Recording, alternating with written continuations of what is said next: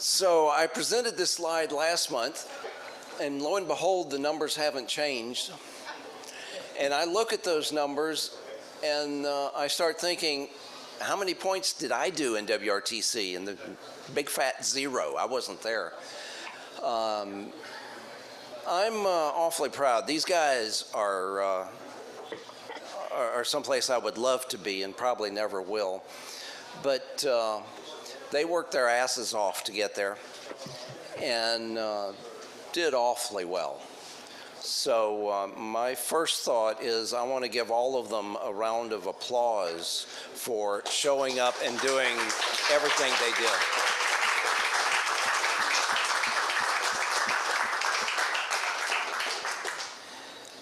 And this is the group we have tonight.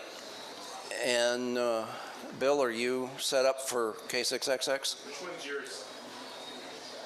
It's in the separate folder. Okay, oh, that's right, that's right. Yeah, give me just a second. So we'll start off with my friend Bob K6XX. How do I go backwards on this? That's backwards, that's forwards. I can figure that out. Excellent. Thank you.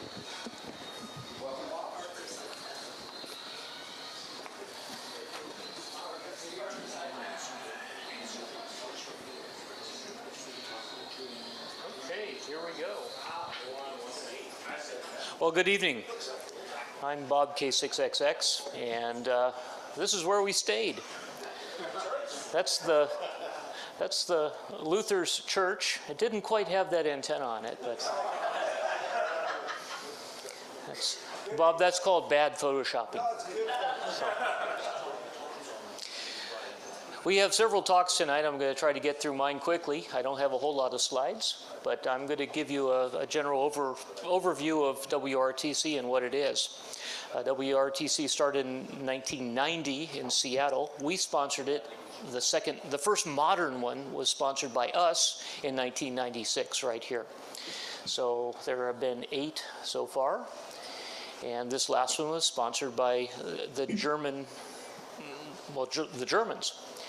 And the Germans decided to pick these contests to select the competitors. So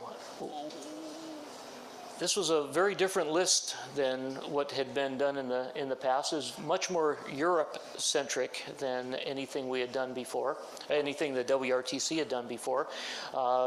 In the past, things like CW Sprint, the North American Sprint, and sweepstakes were part of the list. AWRLDX was a full point contest instead of an 800-point contest. The Germans did things differently. And I questioned some of those decisions, but it was done with a European bias. So the one that is completely unacceptable or undefendable is Workdal Germany. It's sort of like if we had required participation in CQP for, but anyway. In order to qualify, you had to operate in those contests and score highest in the region, and the regions were also picked by the sponsoring country. The regions were also a little bit skewed, I'll say, towards Europe this time as well. And our region included all of Zone 3 and some of Zone 4, CQ Zone 3 and some of Zone 4, and that made qualifying a lot more difficult for somebody from California, especially Northern California, because we know we are the most suffering of the suffering sixes. Anybody disagree? Okay, all right. Well, that too, Jim. You're the poster child for that, Jim. What is that slide at the upper left? It looks like a Hilberling, but I can't tell what's under it. That is a Hilberling, and that is an East German transceiver underneath it. So in preparation for this,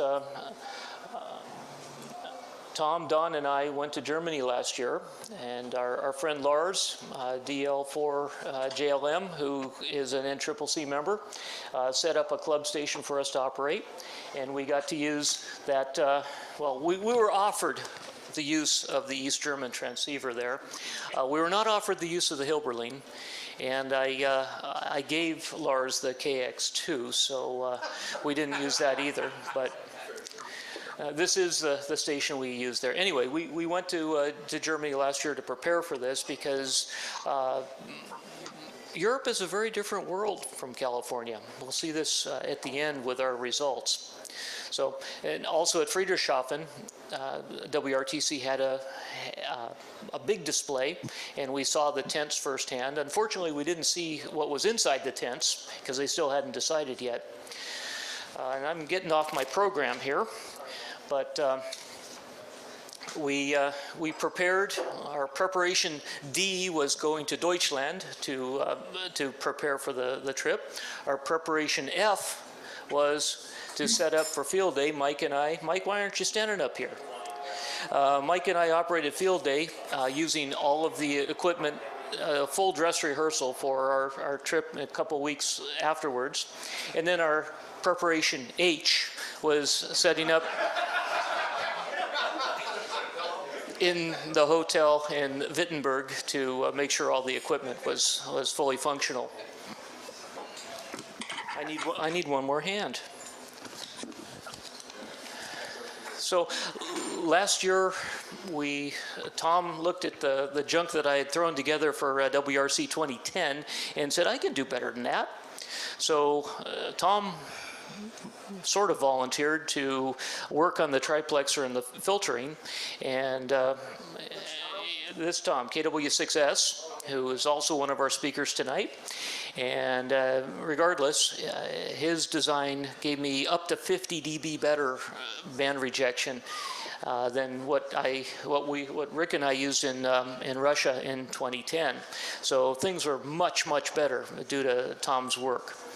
And like in 2010, we used every available means of storing the equipment we were bringing. So the P3 we took apart and filled it up with a paddle, and we weren't allowed to use sub-receivers, so I removed the sub-receivers from each of the K3s and we filled them up with cables and things like that. So everything fit. We actually did have extra space. Anyway, after all the preparation, we finally showed up, and we get to Lutherstadt Wittenberg, as they like to call it. 501 years ago, Martin Luther nailed 95 theses or statements on the church door.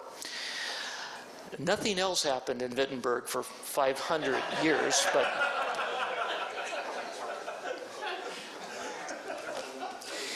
Mike is saying that's actually true.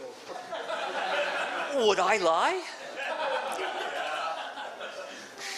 So anyway, we started off it was social events. We had the grand entrance, Olympic style, with by country. This was our flag bearer, our 15-year-old. And then the referees showed up. None of our referees, we have 2 referees here tonight, but none of them decided to wear their green shirts for some reason. That's because we're not qualified to operate. We're just not smart enough to remember to wear the right clothes. Well, I do notice that every one of the competitors were. So, okay, all right.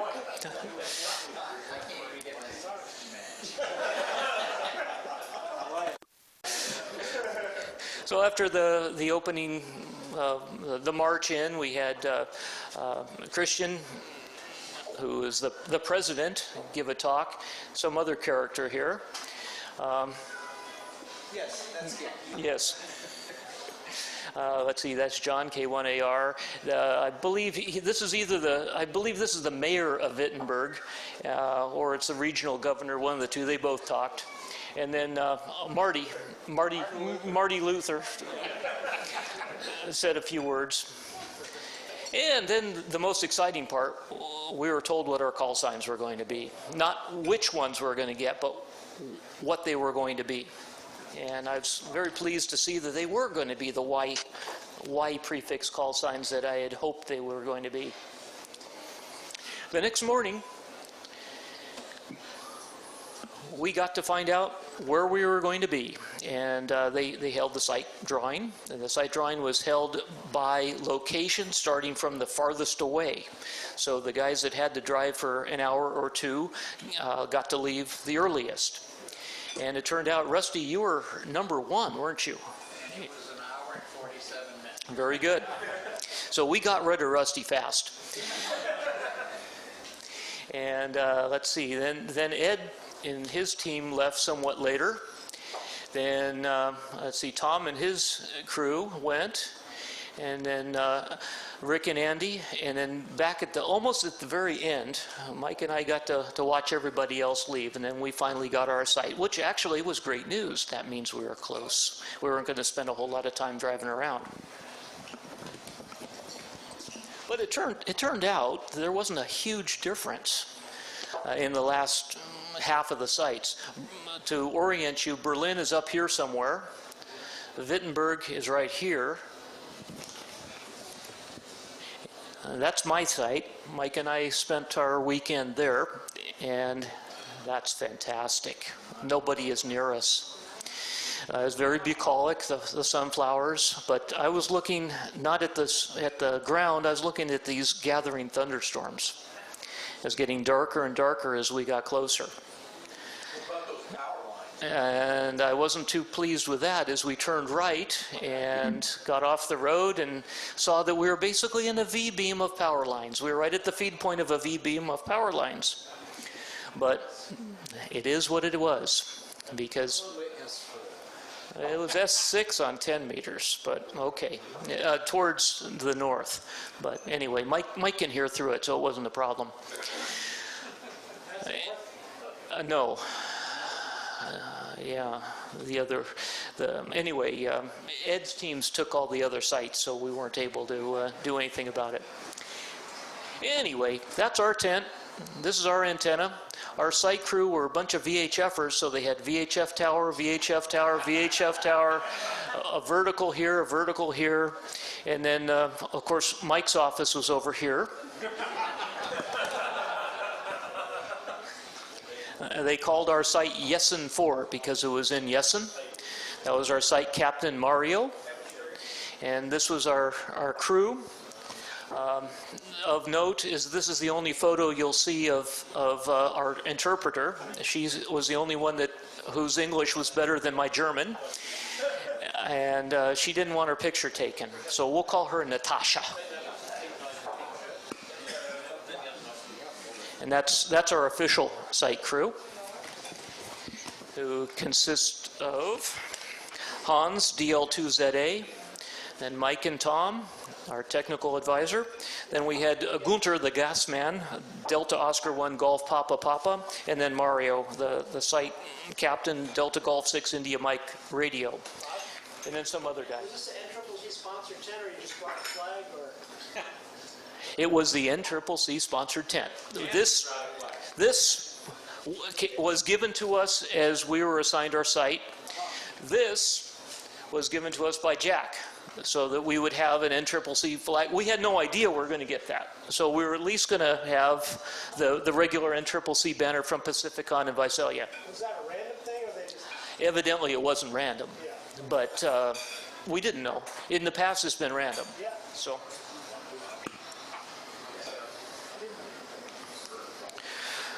So after all this, there was actually a contest. There's the gas man. I don't know what the hell he's doing pouring. That's our ground rod, and the ground rod was steel. But I fixed this. I never even hooked up to it. And there's our antenna. That's all three of the antennas. You see the Yagi, the spider beam antenna. The 40-meter dipole is hanging underneath it. It's completely invisible. Two of the arms are longer than the other two, and that's where the 40-meter dipole is. And then the 80-meter dipole is hanging down there. It looks white if you have good view there. So anyway, you know, pictures of antennas are pretty hard to see. So. X-beam's a two-element Yagi? Three. Four on 10. Yeah. It has quite a pattern. It's surprisingly good. The SWR is perfect. So I didn't use it. Yeah, I didn't want to attract lightning. I had Mike in the tent. I had to be careful. So, and here's the tent. These photos are actually during the contest. I didn't take them. These are actually from Lars.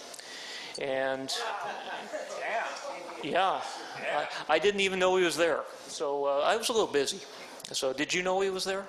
So what are you here eating? So anyway, here you see our good side. Another photo from Lars, our referee, Carol, OK to a field day, and then Mike, and then some other guy. This must be just before the end of the contest. You see all the crud on the floor from the food that they served us that we didn't eat. So things went pretty well for us. We lost power twice because we're in Germany. We expected to be served beer, but instead we required coffee. Mike requires an IV of lukewarm or hot, no, not lukewarm, hot coffee every 20 minutes.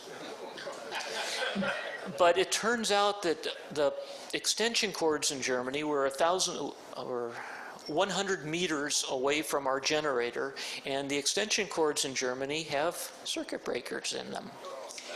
And although we tested all this on Friday when we set everything up and everything was working, we boiled water, we made sure that the coffee maker that Lars brought us would be compatible with our power system.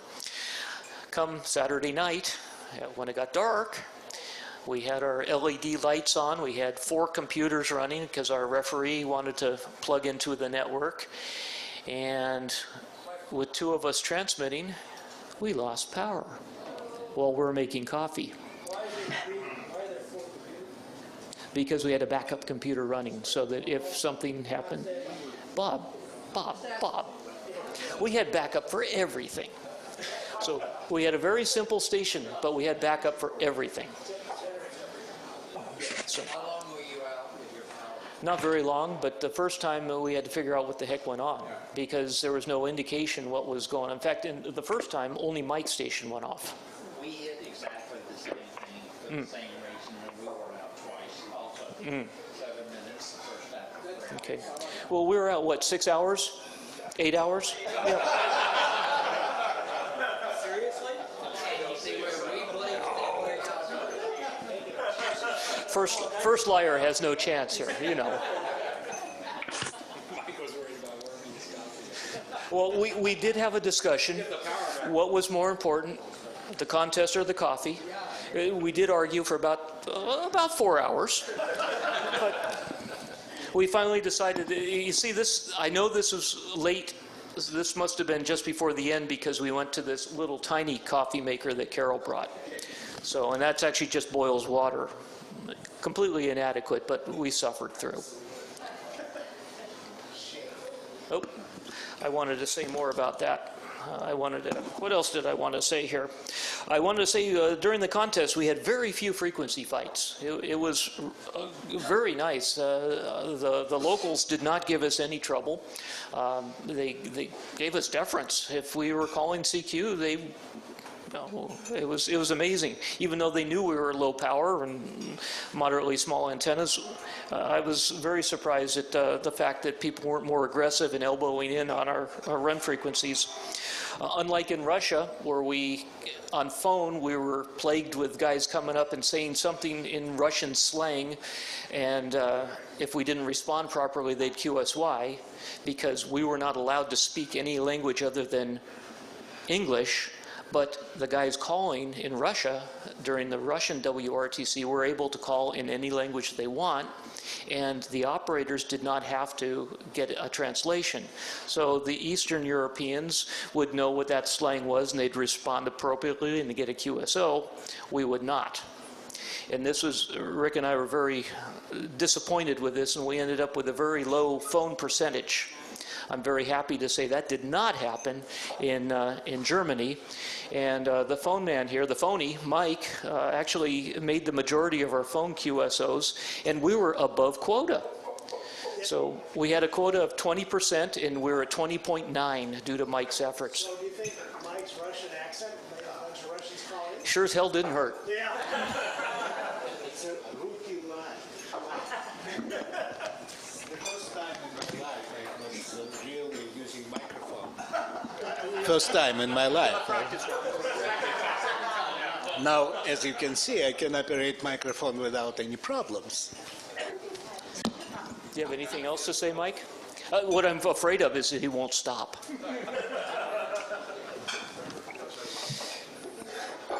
Okay, so anyway, we talked about, during this contest, I think I had my lifetime best rate. This was really amazing what you can do with 100 watts in a small tri-bender in the heart of Europe. But then, 65 Qs? yeah, well, the total, yeah. Our goal was 200 an hour for 24 hours. So that was 4,800 Qs. We didn't quite make it. But our peak rate was well over 400. So our sustained rate for the 1 hour was over, our best 1 hour was 400 and what? 470? Okay. We did okay. That was CW. So. Oh, come on, you did great on phone. On 20 meters phone on Sunday morning, I couldn't get him off the mode. I said, come on, Mike, you got to get back on CW. And he said, no, I'm having too much fun on phone.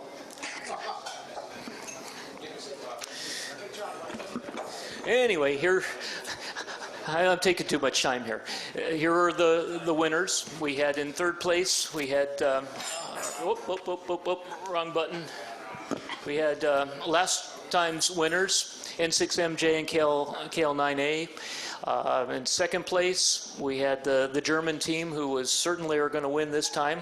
This time they got silver. And the winners were the Lithuanians.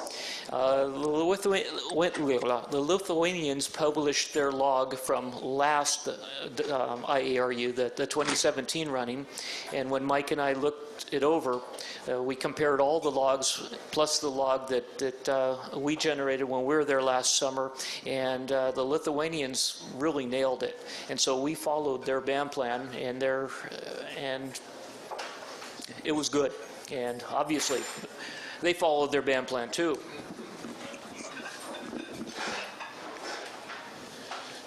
Now here are the complete final results. In gold are the NCCC teams. The pink are the Europeans.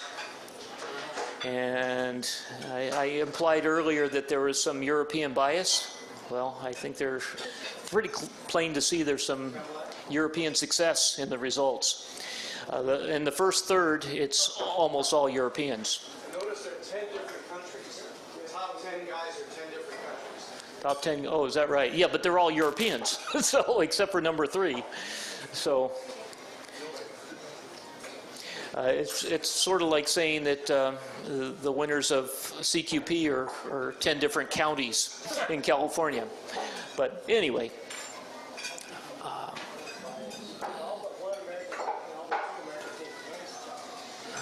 So.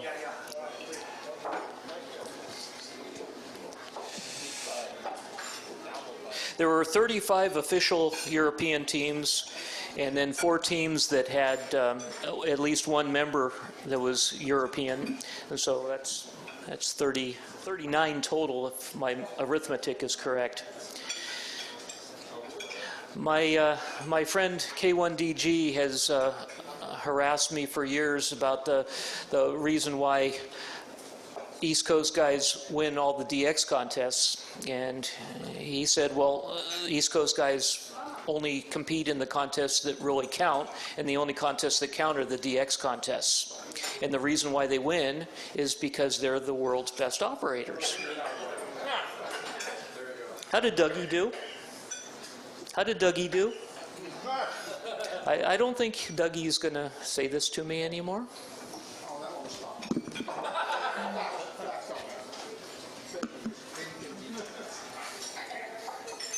How is operating in Europe?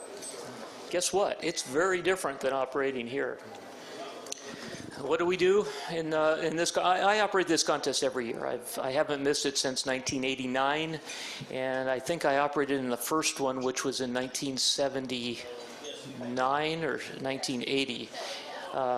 So anyway, I have a lot of experience here in this particular contest, and the European percentage is usually a dozen, maybe 17, 18%. Well, whoop. Keep hitting the wrong button here. Operating from Europe is exactly different. That's 78% Europeans. US was about 14.5%, 15%. Total North Americans was under 17%. It's a completely different world.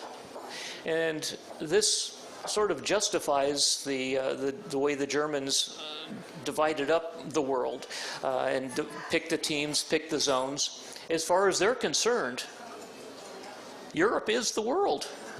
So it makes sense from their point of view when you look at the results. I've actually operated from Europe in this contest 4 times, and this percentage of Europe was a low of 69 in the year 2000 when I operated, and later in this century, it's always been above 75. So, and that doesn't matter whether you're operating a very small station or a moderately large station. It's huge. It's dominated by Europe. And Asia, for example. What's Asia? Asia for the Europeans is UA9. So we worked 4 JAs, I think. 4 or 6 JAs? 4.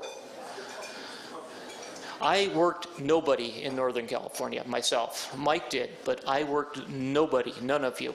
So, sorry, I tried. I didn't hear you. More power to you.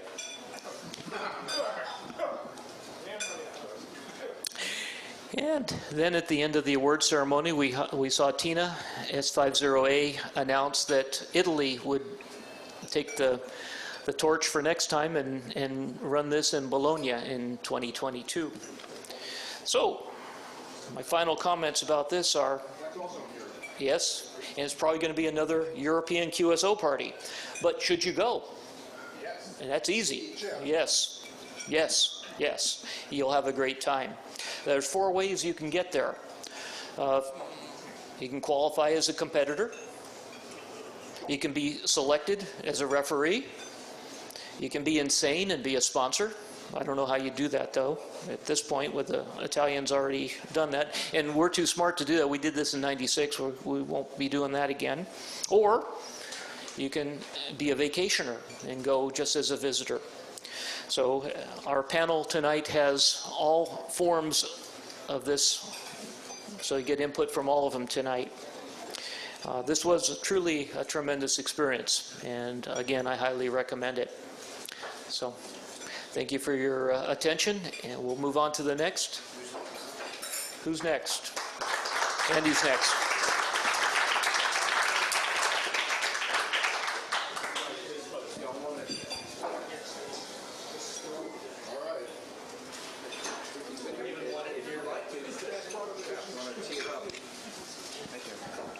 Bill, do you have ours?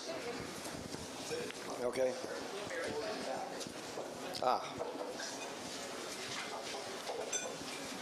Does this have the laser too or not?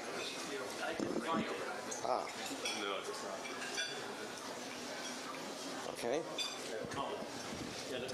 Hey Tom, could you grab? I actually brought a laser. If you can, it's right over there. What do you need? The laser pointer. It's in a little thing. Right? No, it's the thing next to it. There you go. That's it. Oh, thank you. Perfect. Great service. Okay, I'm Andy, AE6Y, and Rick, N6XI. We were a sponsored team, sponsored by Rick, and we didn't do as well as Bob and Mike. I want to congratulate them how well they did, and also Tom, who's on the internet, Tom W2SC, and Dave N2NL, who came in 12th, I think it was, or 11th or 12th. I sort of feel like the kid who goes to the Olympics and isn't ready for it, but it gets eliminated in the quarterfinals, but has a wonderful time with the experience. That's kind of how this felt for us. But we had a terrific time. The PowerPoint we put together has some overlap with Bob's, as it necessarily will, but focuses a little more on the experience and a little more on the equipment to give you an idea of some of the things. This is the hotel, the Luther Hotel. That's what it looks like at nighttime. This is classic German city. It's called Lutherstadt Wittenberg. They added the Lutherstadt because of Martin Luther and because there are a couple other Wittenbergs in Germany. This is an amazing place we went to Saturday morning. Wittenberg has 50,000 people, but it has a store that looks like Fry's. It's quite remarkable. And it was open Saturday morning. We got there at 9 a.m. Half the WRTC competitors were there. Yeah. We needed a computer thingy. It was quite amazing. I just never expected to see this kind of store, frankly. This is kind of an idea of what goes on at WRTC. Rick needed a cable, actually, is what we needed. Yeah. This is a signed-in shirt, and this is the kind of guys who show up there. Anybody recognize the guy in the shirt? Yeah, K9PG, who was neither a competitor nor a referee nor a judge nor anything, or a volunteer, but he was hanging around the bar and having a great time and getting people to sign his shirt. They had a system where once you got your station, your volunteer would show up in a car and drive you there. Rick and I had our own car, so we actually followed the volunteer, but it was actually quite well organized and was kind of right outside the hotel here. This is the sort of thing that went on daily. Yeah, that's right. Let's see. Yeah, that's Sandy Raker. Is that her? Yeah, I guess that's her. DL1QQ. That's Tim Duffy. And various other people. That's Ward, N0AX. Is that N6? Oh, that's N6TR, right. Okay, next one. Next one. K3LA. Very good. Thank you, Rick. And this is the sort of thing that was neat about being there, because every day at every meal you could just sit down at anybody's table and just run into people that you either knew or didn't know, but knew their call and they were well known and you wanted to talk to them. It seemed like, I don't actually like beer that much, but it seemed like every time you turned around there was a beer. In fact, when we drove into town, having rented a car at the Berlin airport, Rick had a problem with his check-in because somebody else was in his room, Mike, that somehow they had given him the same room. It was a very strange thing. I sat down at the bar and had a beer and I felt great. It was just terrific. It was the perfect thing, and this bar was constantly in action. This is a competitors meeting. There were competitors meetings Thursday and Friday in which everybody would ask arcane questions like, what do you do when somebody sends you the wrong zone? They send you a CQ zone or they send you a WPX number, but you know what the right zone is. Should you log it or not? And what do you do if a guy like K9YC sends you a call and you know he's in California, but the 9 call indicates something different? This never happened during the contest. Did you have any issues? No. I didn't. Did you? I lost them both, but they came both because he was sending 36, and I logged 36. Really? Okay, well, it never happened to us, but it took probably half the competitors' meetings arguing about that. This was the other half, which was very strange. That's Ranco 403A. And Ranco, the WRTC rules said you can only use one radio each. And that radio can only have one receiver. You can't use a sub-receiver. And you had to feed one audio stream from each radio to the referee. So Ranco, according to him and his support team here, he had 4 or 5 people in a whole van that said 403A on it. It was 3 vans? Was it really? Oh, it was pretty impressive. Ranco they had apparently been working on a system to beat the system. Do you know what it was, Mike? Do you understand what it was? No, I didn't get the point. Okay. I talked to many people about this. He had a big fight with the organizers about the FAQs they had issued about the audio streams. And I didn't meet a single person who either knew what Ranco was talking about or was sympathetic to his idea. But he actually prevailed upon them, and they decided after deliberation that his scheme, whatever it was acceptable, but he would be put in a different category. And it would be like an unlimited category in CQ Worldwide. It would be something strange. It turned out it didn't work, apparently. And he finished way down below us. But this was a huge furor, and they were very heated and argumentative about it. It was about the only argumentative thing there was. I mean, I didn't hear anybody arguing about anything the whole time except these guys. But the organizers did a really good job. They came up with the Solomonic solution. He could use his fancy technique, which I think was dual watch, but he managed to switch the VFOs in some way that he thought was kosher. So they let him do it. But they said, if you have the highest score, you don't get the first prize. This is, Bob showed you some pictures of the opening ceremony. The opening ceremony was kind of amazing. This is Bryant, age 15, who was there with his mother, Lauren, I was telling somebody, I can't imagine when I was 15-year-old traveling with my mother to this kind of thing, but he pulled it off very well as a wonderful competitor. He's on CW Ops all the time if you go in these CWTs on Wednesdays. He's a great kid, and his mother was very nice too. So he was our flag bearer.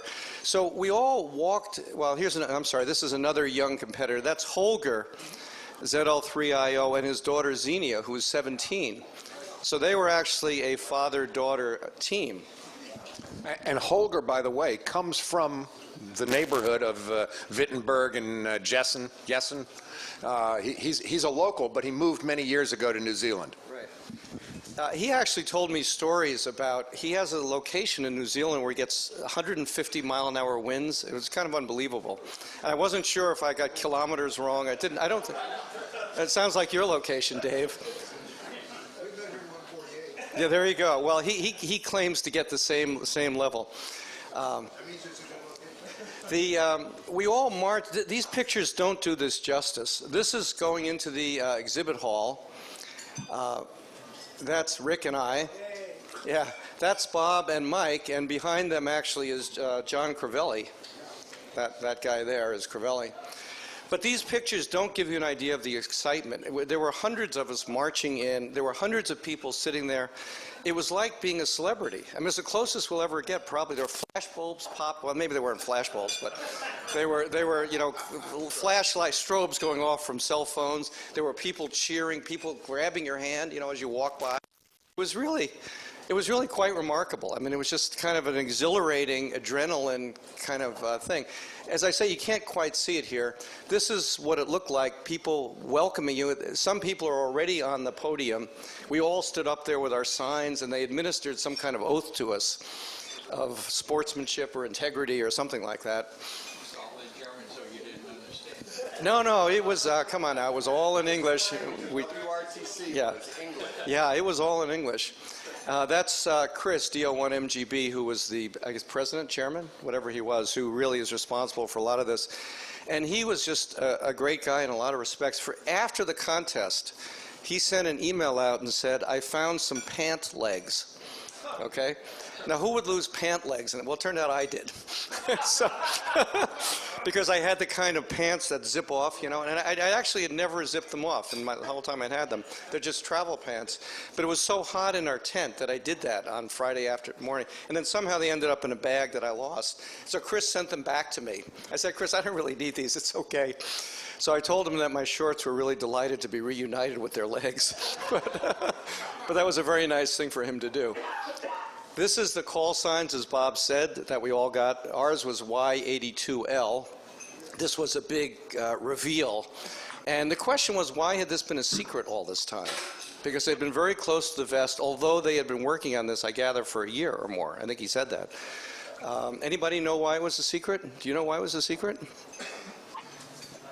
I mean, there was the fear of paroli from local people. You know, there's still a lot of folks around that have sentimental thinking about these kind of call signs, you know, the older folks around the area. And they were like, oh, they start like legal battling over it or something like that. So they were like trying to keep it secret until the very last moment, so that's too late to file any complaints. While warming up for the contest, we worked a fellow in Germany, in the western part of Germany, who says, in a thick German accent that I can't imitate, "What is an American like you doing in East Germany?" And I said, well, it was decades ago that you guys were reunited, wasn't it? And he says, No, not really. While this was going on, Rick was on phone, I was operating. We were using DL/our call before the contest, which we were allowed to do.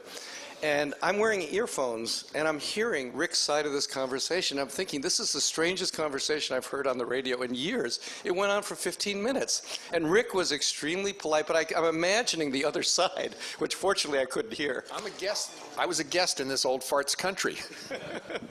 Anyway, and Wittenberg is in East Germany, by the way, or is what used to be East Germany.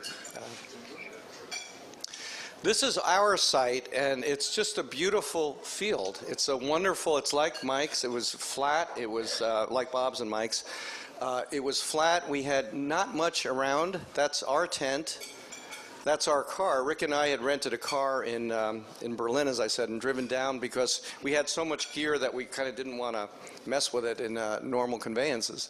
That's the volunteers who lived on site. They had a little caravan there, and they had this black tent, and then the other tent is kind of a sunshade with chairs under it, and they would barbecuing and drinking beer, and yeah. You might mention, those volunteers showed up 3 days before the event and were there the entire time protecting the site. Yeah, right. No, it's actually, I have a picture of them here too. It's remarkable. There were 4 guys that we had. They were delightful people. They all spoke English, actually, at varying degrees of proficiency. And they were guarding the site. They stayed there overnight. I mean, it was really a remarkable thing, frankly. And they'd done a very nice job. They made good coffee. Yeah, they made good coffee. I mean, the ground rod was beautiful that Bob was talking about. I don't think we used it either, but I admired it. It was right outside the tent. It was beautifully done. It stuck up about a foot. You know, there was a porta potty. This is a spider beam. I have some pictures. It's a fascinating antenna. So what it is 4 fiber, I guess they're fiberglass, I think, kind of the X members, with 2 plates holding them together. And then if you look on the website, you can see that there are a whole bunch of wires that then go down and go out in kind of a V shape. So there's literally 3 elements on 20 and 15 and 4 on 10. In addition, with this one, there was a 40-meter add-on under one of the, I guess you'd call it the boom. It's not exactly the boom, but one of these elements. So what this shows is that's the feed line for the 3 bands. And from there, so the feed line goes up here and then radiates out. This is below the antenna, and this is the 40-meter feed line. You see a sort of a rotator loop here, because this is now the 40-meter wires that are going out to go up to the ends of the spreaders, and then they curve back in, and there's also some coil loading. It's really clever. There's coil loading. It's a 40-meter shortened dipole which has coil loading, and then the ends go in 2 directions. Each end split in 2 directions. One of the interesting things is that we were really concerned about bandwidth with this loaded 40-meter dipole, but the band's really small in Europe, so it was fine. Yeah, it actually had below 2-to-1 SWR from 7.0 to 7.2, and we had kind of assumed as a shortened dipole that it wouldn't, that it really was going to be a problem. In fact, we brought an antenna tuner if we needed it. It turned out we didn't use it. The 80-meter feed here, let's see, here's my thing. Right there, that's a little tiny ballon of some sort, and it's attached to a slip ring because the 80-meter is an inverted V staked out to 2 things in the ground. So the whole mast, the whole tower, so to speak, rotated, the mast. And so it rotated inside this slip ring here so that the inverted V stayed in position. It was a very clever system. Pardon me? SWR 80 was not a problem. You know what they had at the end? They had an inverted V, and then it came down near the ground, say about this high up. And then it ended, and there was a power pole connector with another 2 feet of wire that you could plug in with a power pole to extend it. It was really cute. So we ended up plugging those 2 ends in, which lengthened each end by about 2 feet. And then we used it on the whole band. It worked okay for us. Not up to 3.9, we up to 3.7 or so, from 3.5 or to 3.65 or so. We never actually went into the phone. We never used the shortened antenna, I should say. We only used the CW version, so to speak. What did you guys do, Bob? We use a tuner. We cut it long, like you did, and then we use a That's why you beat us. I think that's probably it, right? You found the secret, Rick, finally. All right. This is Friday afternoon. Our tent was a Northern California DX Foundation tent. And I don't know, Bob, I had assumed this all was random, but maybe not, Bob. I don't know, but it can't be. It makes too much sense. Okay. You're right. The guy in the middle there is our referee. That's G4BUO, Dave. You were so lucky to get him, because I operated with him once at K3LR. He's the most fun guy you could have. And he was a very nice, well, I'm not sure we had a lot of fun, but he was a great referee, a very nice guy. The irony is that on Friday morning, shortly before the kind of at breakfast, before they did the site selection and the referee appointment, I ran into him. And I had never met him, but I've worked him a zillion times because he's a very active contester. And we started chatting. And I just saw, all right, I made a new friend. We talked to each other. And then it turned out he was our referee, which was very nice. He was a super guy. He was one of the original competitors at WRTC 90. 90, was it? Okay. Yeah, I know he had been a competitor. That's John Ford, right over there, W6LD, who came by to visit with his wife, Tony, who was a native German speaker who helped us at dinner that night, actually, which was very helpful. The white thing, let's see if we got a... let me go back here. Let me turn it over to Rick, actually, for the moment. I'll get to continue for a while. The white thing over the tent, you see how that moves forward? That was back. This one's forward? Yeah. The white, let me just finish. The white thing over the tent was, when we got the tent set up, we had, Rick and I had each brought laptops, but we wanted larger monitors, and people were complaining about this with WRTC, and so the organizers arranged that you could email a radio store in Germany, and a guy named Frank Date, who's a German ham, who ran the store, would sell you monitors. So we actually bought 2 Dell 25-inch monitors, which were beautiful. We worked out a deal. We ran into Frank. I'm trying to think, it's like, why do we have to buy monitors? These things will be brand new after 2 days of use. So we ran into Frank at the opening ceremony. I said, hey, Frank, can we make a deal with you? Will you buy the monitors back? And he said, how much do you want? And I said, half. And he said, fine. So actually, after the whole thing was over, we packed the monitors back up, gave them back to Frank. We got half our money back. But however, when we set up the computer and I looked at the monitor, I could hardly see anything because the light was so bright. So that white tarp was something that they had rigged up, and we put duct tape around the guy wires and stuff to try to insulate it from, make the tent just a little bit darker. Let me turn this over to Rick. This describes the kind of equipment we were using and what we brought. And of course, at different times of day, Andy's monitor would wash out, or my monitor would wash out. Unlike some of the stations, we arranged ours in an L configuration. So Andy was facing east, so in the morning his station washed out, and I was facing north, so in the afternoon my monitor washed out. But the tent crew would move the tarp around. We were only allowed 1 tarp. Got to be fair. So anyway, here's some of the stuff we hauled around. I'm sure you've taken a look at it. I don't need to explain it a whole lot. We did not pack tools into a P3. In fact, we didn't take a P3. What happened to the 590? Well, yeah. That's a long story. We brought our backup radio and a backup power supply and a backup computer, none of which we used, which was great. It was my 590. Rick was going to bring a 7000 because it's really small, and then we decided that's a really crummy radio for a backup. So anyway, my 590, which I never used but I have, was a better radio. I brought it there in a small suitcase packed in bubble wrap and stuff, and it was fine. So it worked okay. We checked it out. It was, we had cables and everything ready for it. On the way back, because we were touring around in Denmark, the radio gear ended up going in a larger suitcase, still wrapped in bubble wrap. And when I got it home, I should have put it back in the smaller suitcase where it would have been better cushioned. When I got it home, it turned out that I had an Astron power supply also wrapped up, and this thing, and they had bashed each other. The Astron was caved in. The sheet metal was just bent. I mean, it wasn't hurt. You could undo it. The radio, the front panel display was dark. It's as though it had been smashed, and there were scratches on the top. As it was still wrapped in bubble wrap. So I don't know how this all happened, but anyway, that's. The power supply was a switching power supply, it wasn't a 30-pound supply, it was like a 4-pound supply.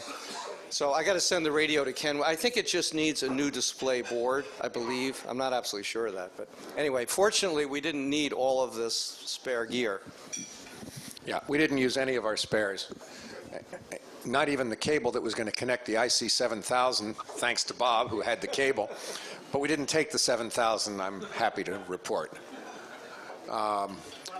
I found that a desk chair cushion was a wonderful piece of packing material. It kept my stuff safe, kept me safe during the contest. The configuration we used was very similar to what Bob and I had used in Moscow 8 years earlier. The tri-bander went into a INRAD triplexer with bandpass filters on the back, and then the 40 and 80 went into bandpass filters. Each rig had a power sensor supplied by the organizers and a K3. Instead of taking the P3, we each took an air spy, which I should have brought it here tonight, but it's up in Truckee. There's a picture of it later on. It's half the size of a deck of cards. And it displays on your monitor, which was another reason we wanted a big monitor. And although the display isn't as pretty as a P3, you can point at a hole in the waterfall and QSY, or you can point at a peak in the waterfall in the spectrum and QSY to a signal. In this contest, we really didn't know who the signals were. We were unassisted. But if you're assisted and there are spots, you get call signs up above the spectrum display, and you can click on a call sign. If you want to click on a peak, you don't have to worry about zero beat. There's a little red square at the bottom of each signal peak. If you click anywhere on or near that red square, it zero beats you with the signal. $200. Not a phone. It doesn't work on phone, right? It's not nearly as good on phone. It tries to work on. It tries. Now, are you clicking on a different window, or is this the N1MM window? It's the N1MM spectrum display window, which is spectrum on the top, waterfall on the bottom, or it also has a vertical configuration, left and right. But the call signs you'd already worked, they put in the window. It can fill in call signs you've worked, so you know that that peak is a signal you don't need. Yeah, it was very nice. We saved a lot of luggage space, and we got some extra functionality. 15 minutes before the contest started, we had to turn the audio all the way down. We didn't have to turn off our radios, but we had to turn the audio down, and they handed us a sealed envelope that contained 2 of those little call sign cards, and we found out that we were Y82 Lima, and we had 15 minutes to program our voice keys and our CW messages, which with N1MM only involves one field. So that worked out really well. There's Andy's position. They gave us each a European power strip, and we brought power strips that had a European plug and these universal sockets. You can see most of them are empty in this photo, that will accept a US 3-prong, a US 2-prong, a European 2 or 3-prong. Very nice power strips. Andy didn't want his, but I brought mine home. All 220? All 220. All the devices. You got that? I bought it. Oh, you bought it, yeah. I bought it at Orchard Supply or Home Depot or something. We used a WX0B 6-pack and a bunch of brand new jumper cables, some low-band systems, bandpass filters. And, you know, I'm really intrigued by Tom's improvement on the filtering environment. And I remember what the other Tom, W2SC, said the other day, that it's never the filters. When Andy and I practiced in Truckee with a tri-bander and a 40-meter antenna and an 80-meter antenna, and all the rest of the equipment, exactly what we were going to take to Germany, we had some pretty bad interstation interference. If you transmitted on 20, you'd wipe out most of 10 meters. If you transmitted on 40, you'd wipe out most of 20 meters. But we set it up in Germany, out in the middle of this level playing field, where there were very few houses, very few wall warts, and we had no interference. We were able to operate within 2 or 3 kilohertz of our second harmonics on any band. We were just blown away. I'd never seen such a clean multi-transmitter installation. Jim? Yeah, W3LPL turned me on to the fact that that stuff is all passive antimony. So what you're doing, when you experience that crap, there's some nonlinear stuff going on that you're exciting and re-rating. Right. That, right. We know that. The question is, how do you find it at home? You want to come up to Truckee, Jim? You're hired. Because I suffer this when I operate SO2R in Truckee. That Frank pointed out was the rotator, the junction around the rotator. You need to bond around it. That's interesting. That's something I can try. It's your junction. Here's another antenna switching setup that one of the other stations had, a little more complex than ours. Yeah, this shows an interesting thing, though. Bob talks about the European advantage. This was obviously brought by a European competitor because the whole thing is on a big board.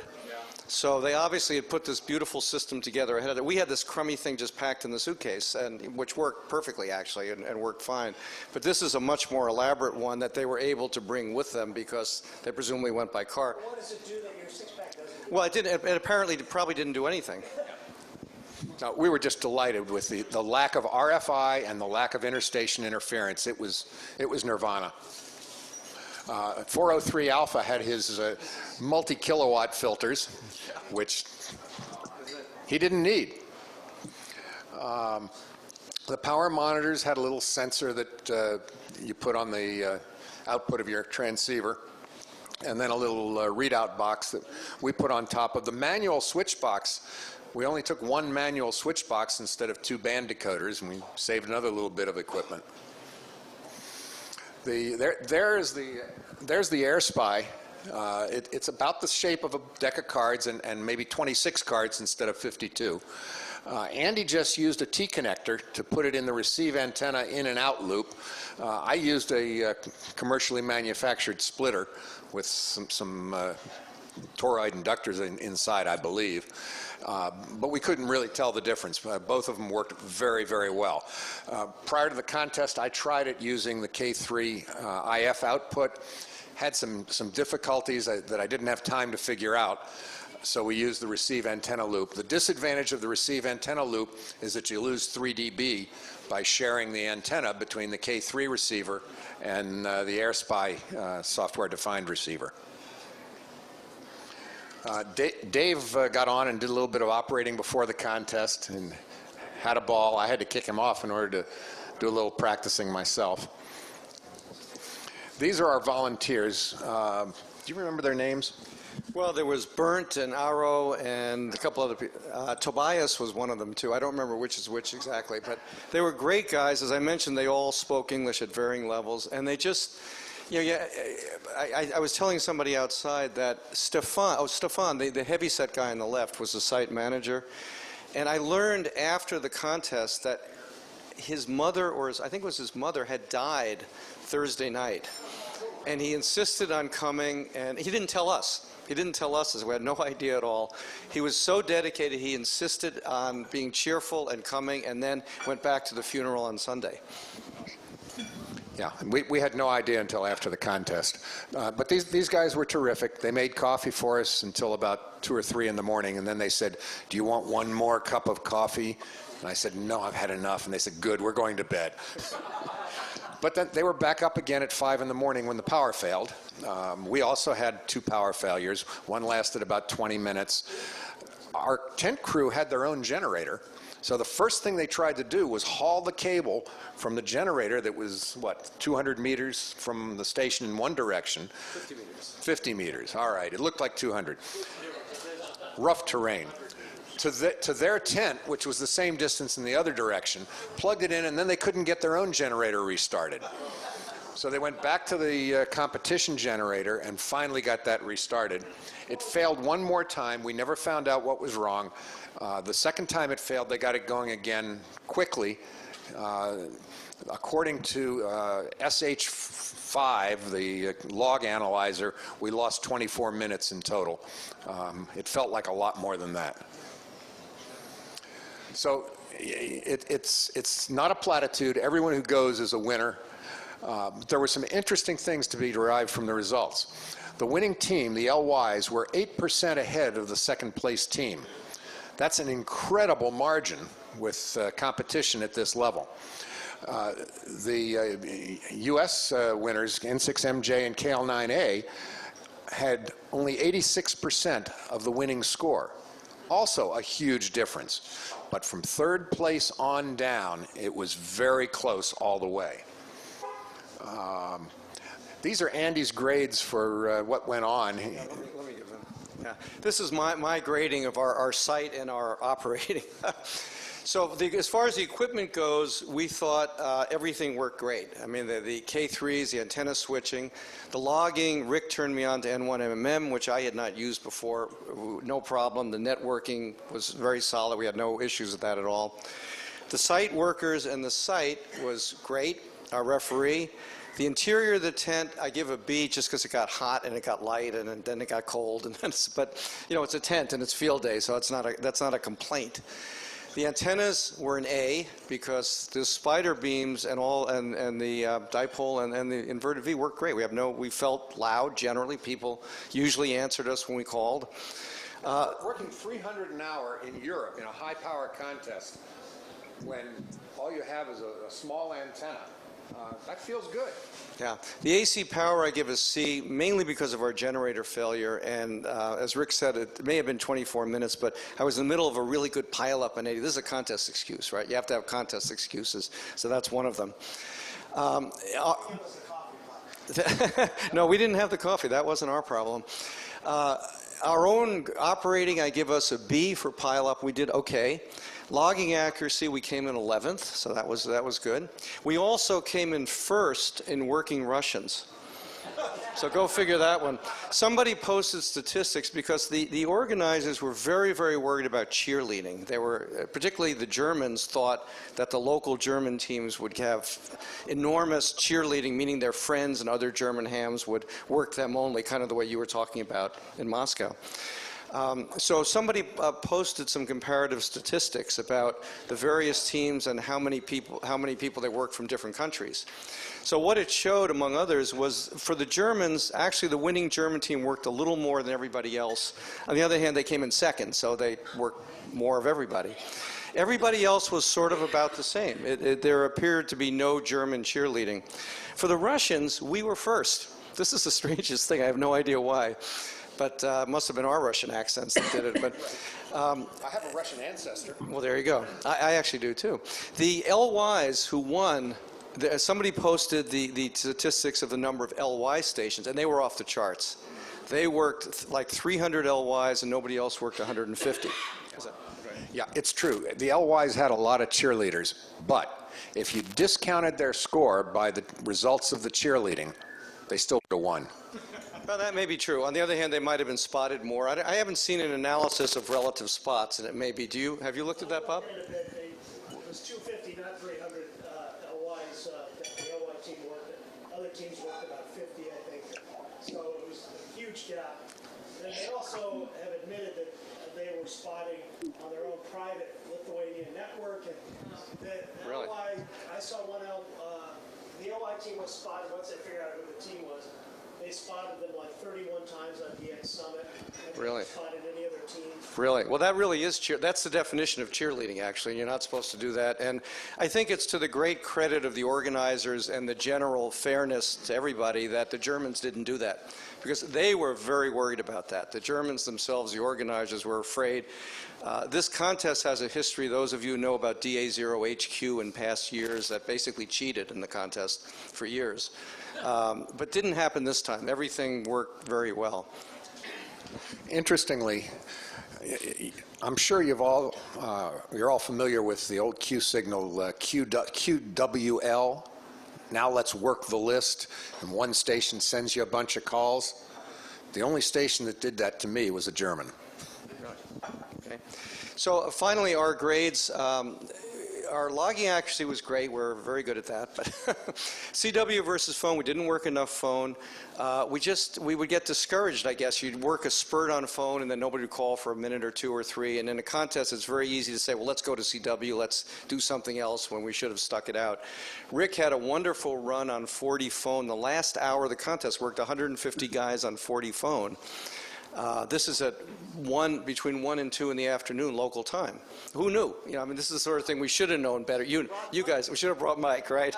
Should have brought Mike. There's a better call Mike, huh? Yeah. And we should have done more of that. So I give ourselves a poor grade on that. Molt finding, I thought we tuned around and looked for molts, but our molt total was low. And what we should have done is make a list. You know, N1MM has a list of molts. It's like 250 molts or headquarters stations. They go on and on and on. But most of them you never hear. You know, they're the Sarawak headquarters station or the Aruba headquarters station or something. You never hear those in the contest. We missed some common European ones, though. Like we missed Dark, the German, and Veron, the Dutch people, on 80. And there's no, you know, there was no reason why. We should have found them on 80 and worked those two, and that's just an example.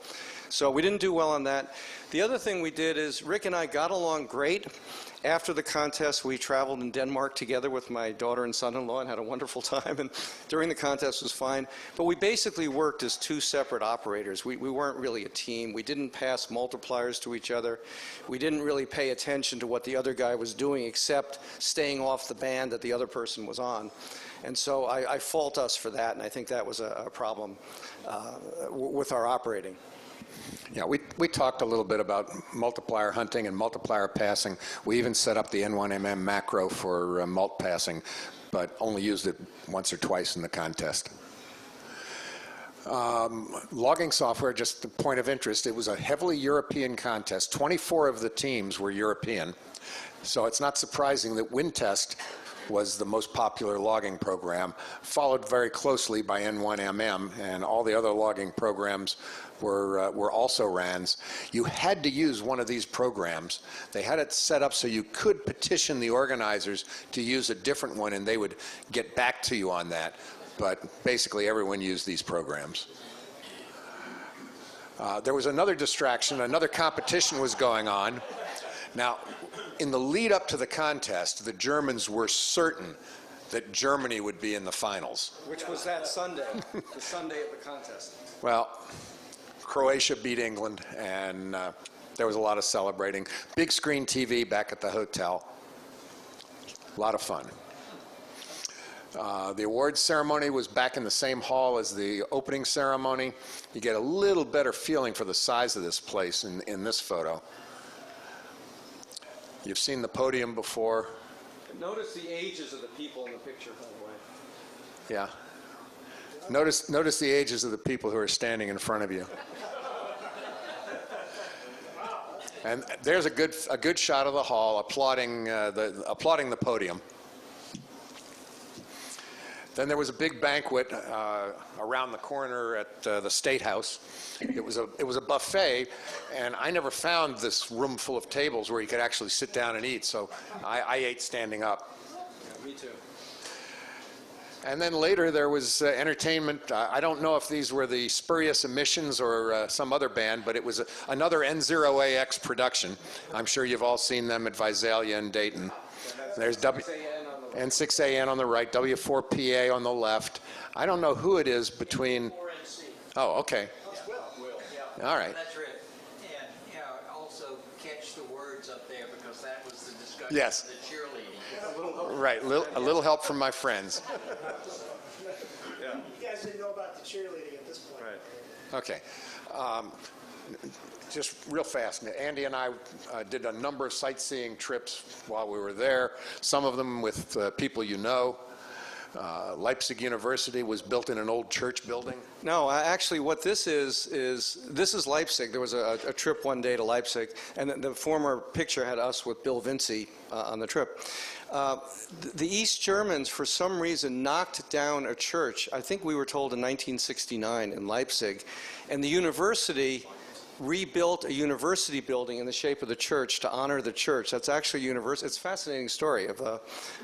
And Leipzig is also where the revolution, according to them, began in 1989. Is that historically accurate? Yeah. Against the East German regime. It began with peaceful church services, as we were told, with 9 people. And then it gradually grew, and then one day in October 1989, there was a demonstration with 70,000 people, a peaceful demonstration. And that was the beginning of the end. Is that? Yeah. That's what they told us. So okay. Leipzig was also a black zone. Yes. As a matter of fact, here's Bach. He's a straight man. And allegedly, this is the church where he was Kapellmeister. And it was also the home of Goethe. And there's a beautiful piece of sculpture there. This is the devil from Faust. This is upstairs from a beer hall where allegedly Goethe went to drink. There's Andy and his family in front of the 95 Theses door. The original door was wood, so Luther could nail a piece of paper or parchment onto the door. This door is bronze, and instead of being in German, it's in Latin, but it's the same 95, basically complaints that created the Protestant Reformation. Just some more Wittenberg. Dorte is the wife of K3ZJ, and she's Danish. So she gave us all sorts of advice on what to do in Denmark. Back to Luther's church, magnificent on the inside. I think they said it had burned down and got rebuilt. There are actually two churches. The one with the 95 Theses is called the Castle Church, and that's at one end of town. This is right around the corner from our hotel. This is a church where Luther actually was a pastor or a minister or something. Just to mention this, this is a frieze that's 30 feet up on the church, and it's an anti-Semitic thing that was put up in 1305 to tell Jews they were not welcome in Wittenberg. And it's very interesting because there was actually the hotel is on the street called Judenstrasse, which is ironic. But there was a big debate, and I don't know if you want to talk about that, but after World War II in Germany, it's kind of like our debate about what do you do with statues of Robert E. Lee and people like that. There was a big debate, what do you do about anti-Semitic mementos of the past? And the decision was made, this is a famous one apparently because it's one of the oldest, because it's Martin Luther's church, and because it still exists. And the decision was made to leave it. It's 30 feet up, as I said, but put a plaque at ground level explaining the history of it and what it means and what it stands for and so on. So it's an interesting way of kind of paying homage to the past without glorifying it or without destroying it either. And here's some contesters. Everyone in this picture is in this room right now except for John Laney, K4BAI. That's Tom. We were, Andy and I were walking down the street after dinner, and there's Tom. Tom's son was there too, but I guess he didn't get into the picture. He took the picture. Oh, he took the picture. Okay. I think that's right, yeah. There you go. Somebody got this beautiful picture from up high, showing the two main churches. We should probably stop. Yeah, we should go through this. Okay, this was an interesting slide. 24 qualifiers from Europe, 14 from North America, dribs and drabs from everywhere else. And photo credits. Teams are 35 European teams. Yes, because many of the wild cards and other ways of getting in were also European. So there was a home field advantage, but they had competition. But I am struck by the fact, as we mentioned when you showed the slide, Bob, that of the top 10 teams, they were literally for 10 different countries. Now, 9 of them were in Europe, that's true, but still, it was 10 different countries. That's pretty interesting. Okay, that's it. That's it for us. Okay.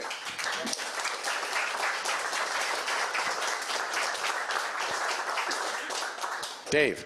Yeah, Barb and I spent an hour or two beginning of the day and end of the day, and we noticed on the packet that about two-thirds of the station stayed on 40 after sunrise. It stayed on for hours. Oh, yeah. Did you guys do that, or did you notice the short haul? Once 20 opened, we started paying some attention to it. It really never closed, but we started paying more attention to 20 after sunrise. But 40 stayed open, and we spent a lot of time on 40 CW, and eventually, at the end of the contest, I spent most of an hour on 40 phone. I would say, Dave, we had queues on 40 virtually every hour of the contest. And the 20-meter station would go to 80 after a while, and the 40-meter station operated 15 and 10 also, typically. We couldn't hear that well on 40 because sunrise there was sunset here. Yeah, we worked a few West Coast Zone 6s on 40, mostly on 20. We worked several people on 20, and we worked one on 80. I don't remember who it was. I should check that. And maybe it was a logging error. I don't know. Anyway, Mike, are you going to go? I can take this one. Okay. Oh, you got Mike. Oh, very good. Okay. Yeah. Is this on yet? Okay, just a few words from me. As a volunteer who participated in WRTC 2018, it's going to be very short. It's just 3 or 4 slides. I just want to share a few impressions that I had being a volunteer at this event, and I must say it was a really great experience. We had a lot of international visitors from all over the world, and I heard lots of very good stories about the weekend and the blast that everyone had. I was part, and so it's really just like my personal perspective on what happened there, just to give you an insight what also was happening behind the lines of organization. So I was part of the HQ hotel crew, which you can see here in the picture. Where's actually the pointer?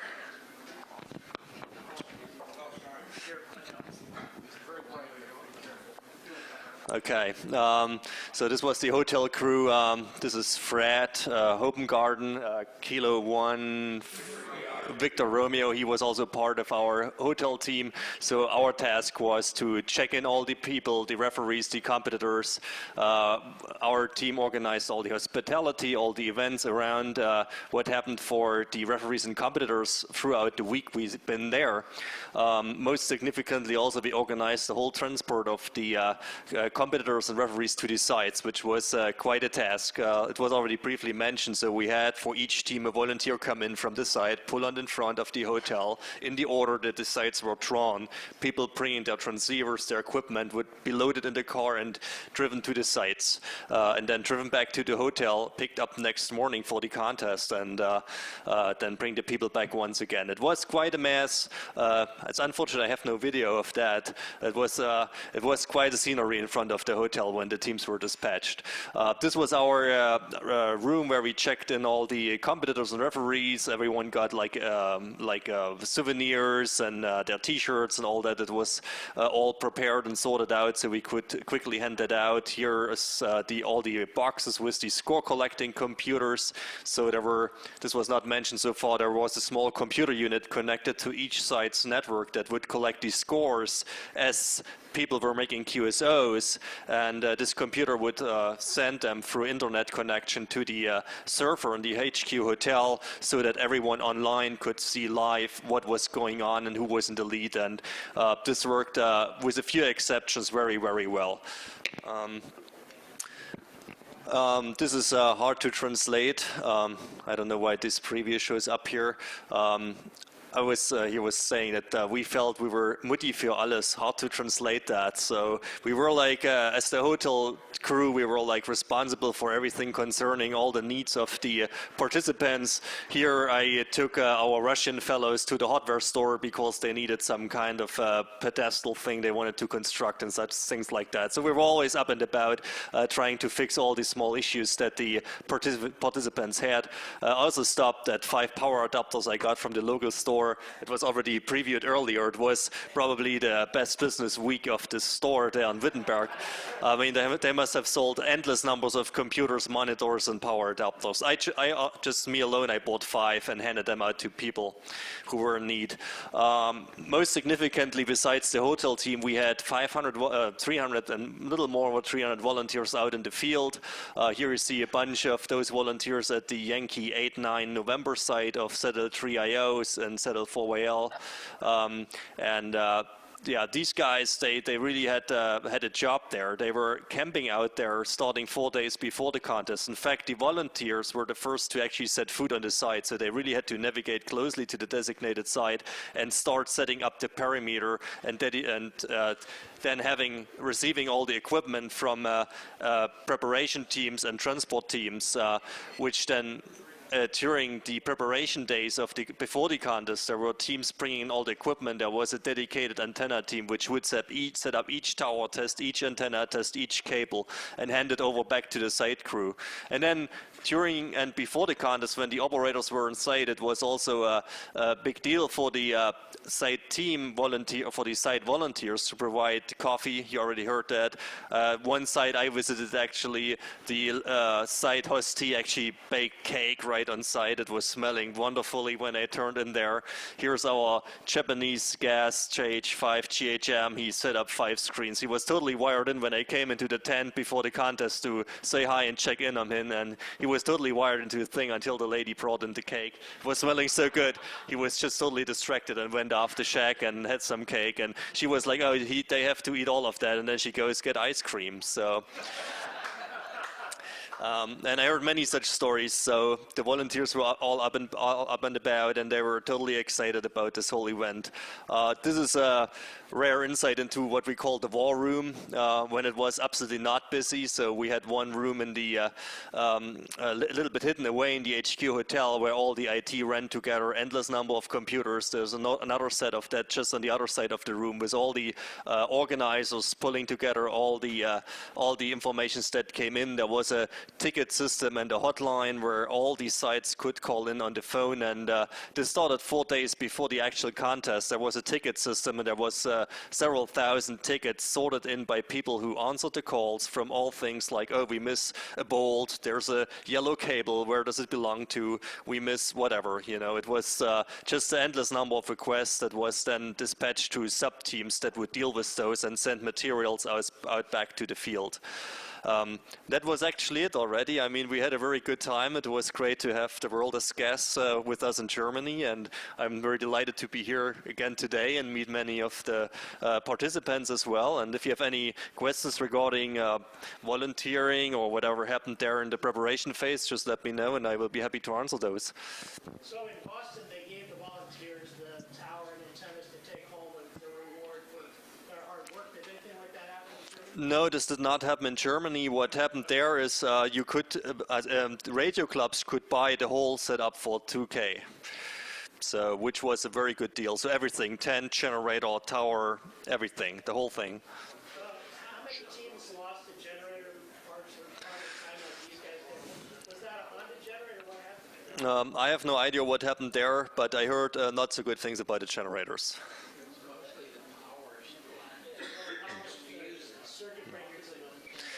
Yeah, there were several issues with the generators. I think they picked expensive ones. That was, I mean, this was supposed to be good quality. It was tested, but you know, if you dispatch 63 units, if it's just 1% or 2% fail rate, you know.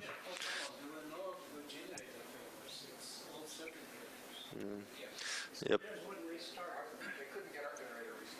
Rusty. One other thing about these generators from within the tent where we were operating, you couldn't hear them at all. I mean, it was totally just like you didn't know where the power was. These were Honda generators, like 2000s, I think. Yeah, yeah. Very quiet, very effective. Yeah, so this was just my short perspective as a volunteer. I didn't want to bore you too much with it, but I guess Ed wants now to share his referee perspective.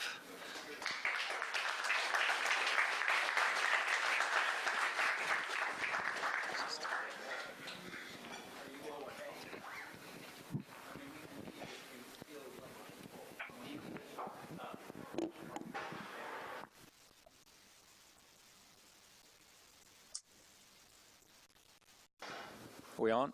We on? Okay. So I know it's getting late. I've got about 15 minutes. I'd like to give a perspective on from the referee's viewpoint. Rusty and I were referees this time. There was also a third NCCC member, Dennis, K7GK. You may have remembered, lived here in the Bay Area for a while, is now in Netherlands. I'm sorry? Amsterdam, yeah. And was also refereeing, and we've got some pictures in here for that. So as an enticement for you to stay another 15 minutes through this, as you may remember, I sponsored a wine challenge for the club for anybody, any club member that worked my station in WRTC. I started this in the Boston event, and of course the gotcha in all of this is that you don't know who my station is until the contest is over, so you have to try to work everybody. And there were some diehards in the club that actually got very close to working almost everybody, and we'll talk about that here at the end. So on my slides here at the bottom, on most of the slides I've got a date and the time of day of what's going on. I'm going to go through in order. So this event was over 7 days. We arrived on, most of us, on Wednesday afternoon and flew out the following Tuesday morning. So it was basically a little less than a 7-day event, and I'm going to go through in chronological order and talk about this. So we came in, the very first thing that happened in WRTC was what's called the Ham Widows Ball. And this is something that Bill Vinci started in Boston, I think. Wasn't that the first one, Rusty? Yeah. And this was an event where all of the non-ham partners and spouses of, competitors, referees, volunteers, whatever, could meet, get to know each other, form some bonds, figure out things that they might do while the contest was going on and the hams were off talking about ham things, and just kind of a fun evening. So this was the very first thing that that happened during WRTC. This was held in the Luther House, part of the building where Martin Luther lived, and was one of the historic buildings there in Lutherstadt, Wittenberg. This is Bill doing his thing up in front. He had a lot of games, and he had the main thing of the evening is a competition where the spouses and partners explain what they have to go through as partners to a ham. And so you get more points if the ham has more than one station around the, QTH around the world, and however many towers there are. And if you find out that when your third child was being born, that the ham was at a contest and didn't show up for the delivery. So all of these things add up. And this year, Karen Grant, the wife of K1DG, was crowned the queen of the event because whatever stories, by the way, hams are not allowed to be there, so I don't really know what happened except that she was crowned. But whatever story she told, out-told everyone else in the room. What put her over the top was the question. She was the only one who answered. How many of you have a husband who's a ham who has towers at 2 different houses? Yeah. She was the only one. She was the only one that... One of the other questions that was there is, who spent the most money on your husband's credit card during the contest? Oh, during the contest? Yeah. Yeah. Okay. There's been several slides here tonight talking about the ZL family that are actually from the East German part of Germany and very close to Wittenberg there. I keep hitting the wrong button. And this is the mother, Birgit, ZL2YL, not to be confused with her 17-year-old daughter, ZL4YL, who was a competitor. Birgit was on the volunteer team with Michael, and I have a story to tell about her from our tent out in the field later on here in a few minutes. So you've seen some of the slides of the progression coming in. This was, as Andy said, really remarkable. By the way, despite the fact that Rusty and I neglected to wear our uniforms tonight, the referees had dark green shirts. Competitors had yellow shirts, and the judges, of which there were 6 judges. So Rusty and I were referees. We were out in the field, one each referee at each site. The judges were back at headquarters, and they're the ones that oversaw the log checking and any disputes that came up, any questions that maybe came up before while we were setting up with antennas and that sort of thing. And they were in red shirts, so basically the German colors.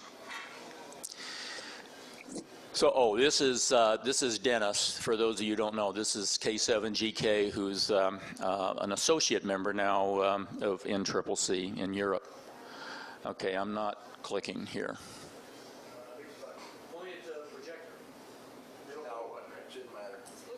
the big button, right? Okay. All right. And as was said, we all had to take an oath. So all the yellow shirts got up first, and they went through a 2 or 3 stage oath of basically being good sportsmen. And then the referees got up, and our big thing was we had to stay awake for 24 hours. That was our one thing, and to monitor what was going on. And this was one of the few pictures of the over 1,000 pictures that I went through that various people took that I found of Rusty. Somehow you managed to avoid a lot of the cameras. Yeah, I saw it. You got him in okay, you need to move slides for me. It's not working. Oh, okay. So this again was when the drawing. So on Friday morning, when we had the drawing, both the referee. The referee was announced with the team, and so as referees we were sitting there just like the competitors trying to figure out what team we were going to be with and what site we were going to go to. And as you saw, I'll show you a map in a minute, they started with the furthest site so that, because this process takes a couple hours, so that the furthest site could get on the road and get moving. So this is Dennis getting paired up with the second German team. So this is a map of all the sites here in purple, and this dot up here at the beginning of this red line is Wittenberg, and as someone I think pointed out earlier, Rusty was one of the first ones picked and went to the furthest site, and that was why his team was picked, and Rusty happened to be with it. And I'll note here that when he left, he had a big smile on his face because this was a third place team in Boston, and they're Germans, and here we are in Germany, and he was going to get to have a real show for the next 24 hours. So he started off on his, hour and a half trip or something down to the furthest most part from where we were located. And then I got selected a little more than halfway through the list later, so I was still sitting around waiting. But look who I got teamed up with. I got the second place team in Boston, the Slovaks, and so I was on cloud 9. I was really looking forward to the weekend. So we took off. By now it was getting close to noon, and by the time we got to our site, which, as you can see, wasn't very far away because we were further up on the list, it was a little after noon. So we pulled up. They had all their equipment packed into a BMW, their own BMW SUV, and so I just jumped in that, and we took off, drove to the site, and set up. I pretty much stayed out of the way, picked up boxes, and just kind of picked up after them while they set up. They got set up in about, I'd say, 35 minutes. It was really impressive because there was, as you saw from the pictures from Bob and Mike and Rick and Andy, there's a lot of equipment and cables and stuff, and they weren't particularly rushing around, but just all of a sudden the station materialized, and there was a lot of stuff that we hauled out of that car. So finally we turned on the generator, turned on the radios, and started listening, and there was S5 noise on 15 meters. It was just blanketing the band. We spun the antenna, and it was S5 in all directions until we got to JA, and then it went up to S7. And by the way, I should back up. As we were driving to the site, about 2 minutes before we got to the site, we passed a substation with the same kind of poles that you had in your picture there, the big high tension wires and everything. It was this huge substation, and the three of us looked at each other and said, "This is not good." And sure enough, that may have been what was contributing to it, because it was just a total rabid noise environment. Well, so I'm out in the field here, a half an hour from the headquarters, and I don't know what the other 62 teams are listening to. The Slovaks called their friends. There was a second Slovak team, and asked them what their site looked like. And they happened to have one of the radios were the same between the two sites. It was a 7610. They said, "There's no indication on the S meter. 360 degrees. There's nothing on the waterfall. There's nothing we can hear. It's totally, absolutely quiet in all directions. So I thought, okay, I guess I better call headquarters, because I didn't know whether all the teams had this or if we were unique. And there were only 2 spare stations. They actually had about 20 more sites available, but they didn't have antennas set up. They only had 2 spare sites with antennas set up that you could drive to and get set up on. So I was reluctant to just, ask for one of those. Well, it took headquarters about an hour to decide that, yes, we could have that, and they said, do you want to move? And we said, yeah, anything could be better than this probably. So we, so that's the noise that we had. So our second site then was down here, almost halfway to where Rusty was. So we drove there, and on the way there I said, look, this time instead of setting the whole station up, let's just take the 7610 out of the box, plug it into the generator, and manually hook up the antennas and see what it looks like. They said, yeah, that's a really good idea. And we got there, they plugged it in, absolutely quiet. So I was on the phone talking to headquarters to report that we're good to go. They started spinning the antenna, and they got around to JA again, and the noise jumped up to S7, and it was going at the same cycle as one of the windmills. There were about 50 wind machines around us.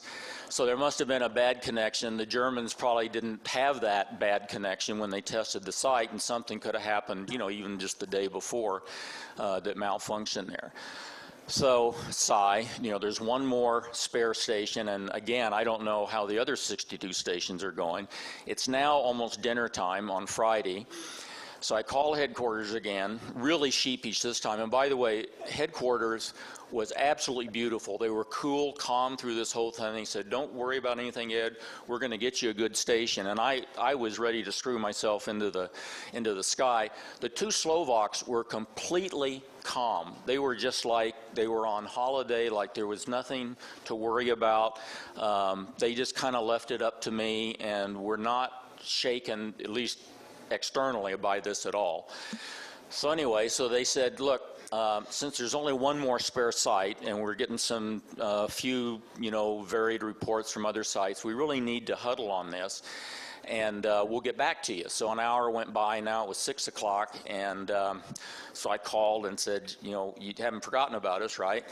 And they said, no, we haven't forgotten about you. You're number 1 priority, but we're still trying to sort things out. So I said, tell you what, our blood sugar is getting low, and this looks like it's going to be a long night. We're going to find a place for dinner, and you've got, we all had phones. You call me when you have a lat lawn for another site if we get to go to it. And so, sure enough, in the middle of dinner, I got the call. They gave us the coordinates of another site, and we wound up going back here. And I don't know if Bob and Mike know it, but we wound up being right next to them. We wound up at Jess 2, and you were the closest other team to us there. And when we got there, again, we hooked everything up. It was completely quiet in all directions. And by then, we'd been through 3 teams, right? I met a lot of volunteers, and one of them was a young guy, YFK, yeah.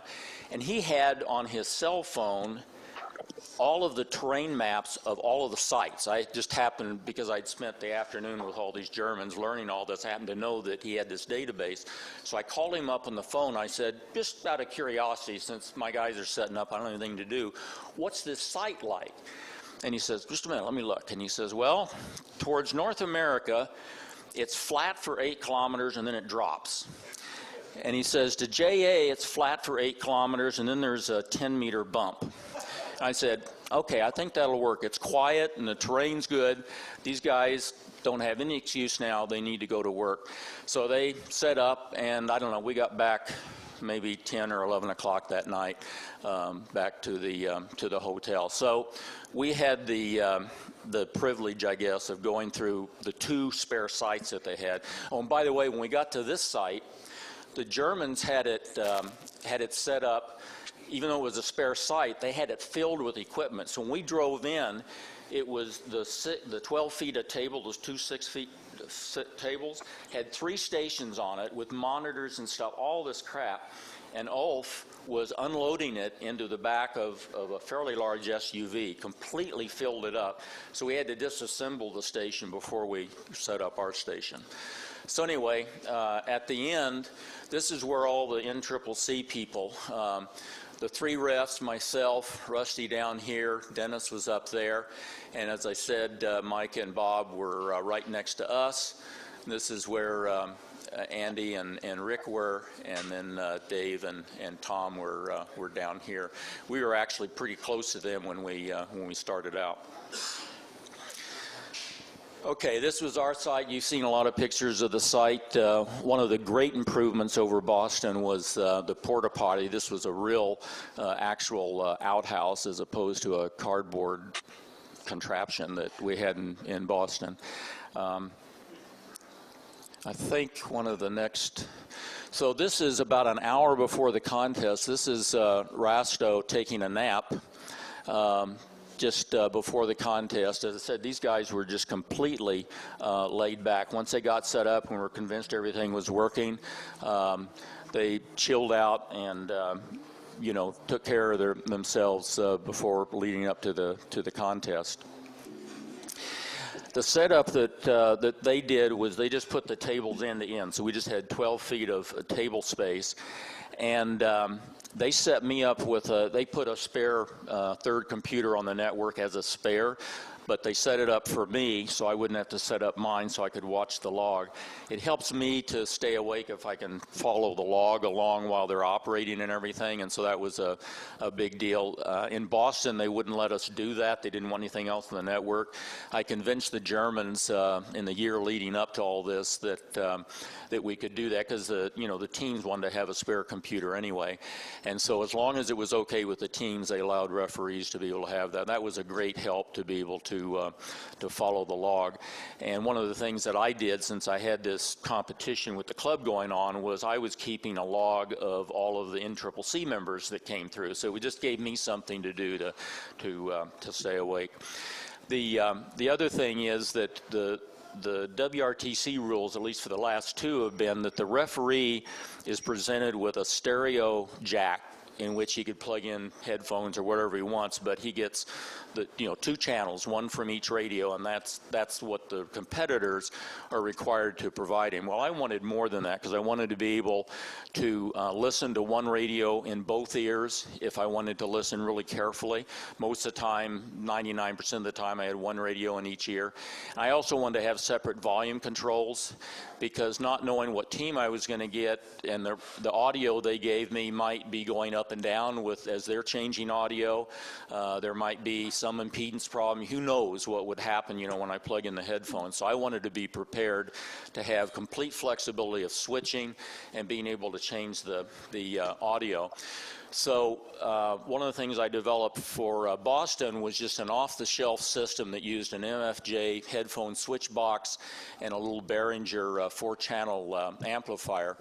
Now, some of the refs used these mixer boxes, which are like what Bill has here, but much smaller, which are fine, except that you can't get both one radio into both ears. You can turn one off and listen in one ear, but you can't do that. So I wanted the flexibility of being able to do that. So this is what we had. Rusty had one of these. Charlie, NF4A, and a number of other refs duplicated this system. If anyone wants to see it, I have it with me here. Okay, yeah, Rusty has that here. However, about 2 weeks before this event, on the reflector, people were reporting that MFJ didn't have this box available. It wasn't available from MFJ. HRO didn't have them. They were out of stock worldwide. And all it is a simple switch box. It costs $49, believe it or not, but it's a passive, just a switch box between, switching 2 radios into 1 headphone. And so several of the guys said, really, that 2 toggle switches and you can build this thing. So when I got home, I was frustrated with this, and I Well, I'll talk about what the second version of this is in a minute. This is a couple slides. This is sunset. Maybe a little hard to see, but if you look on the horizon right here, you can see windmills or wind machines. Those are all the wind machines that were around us. This particular site, there was no noise that we detected.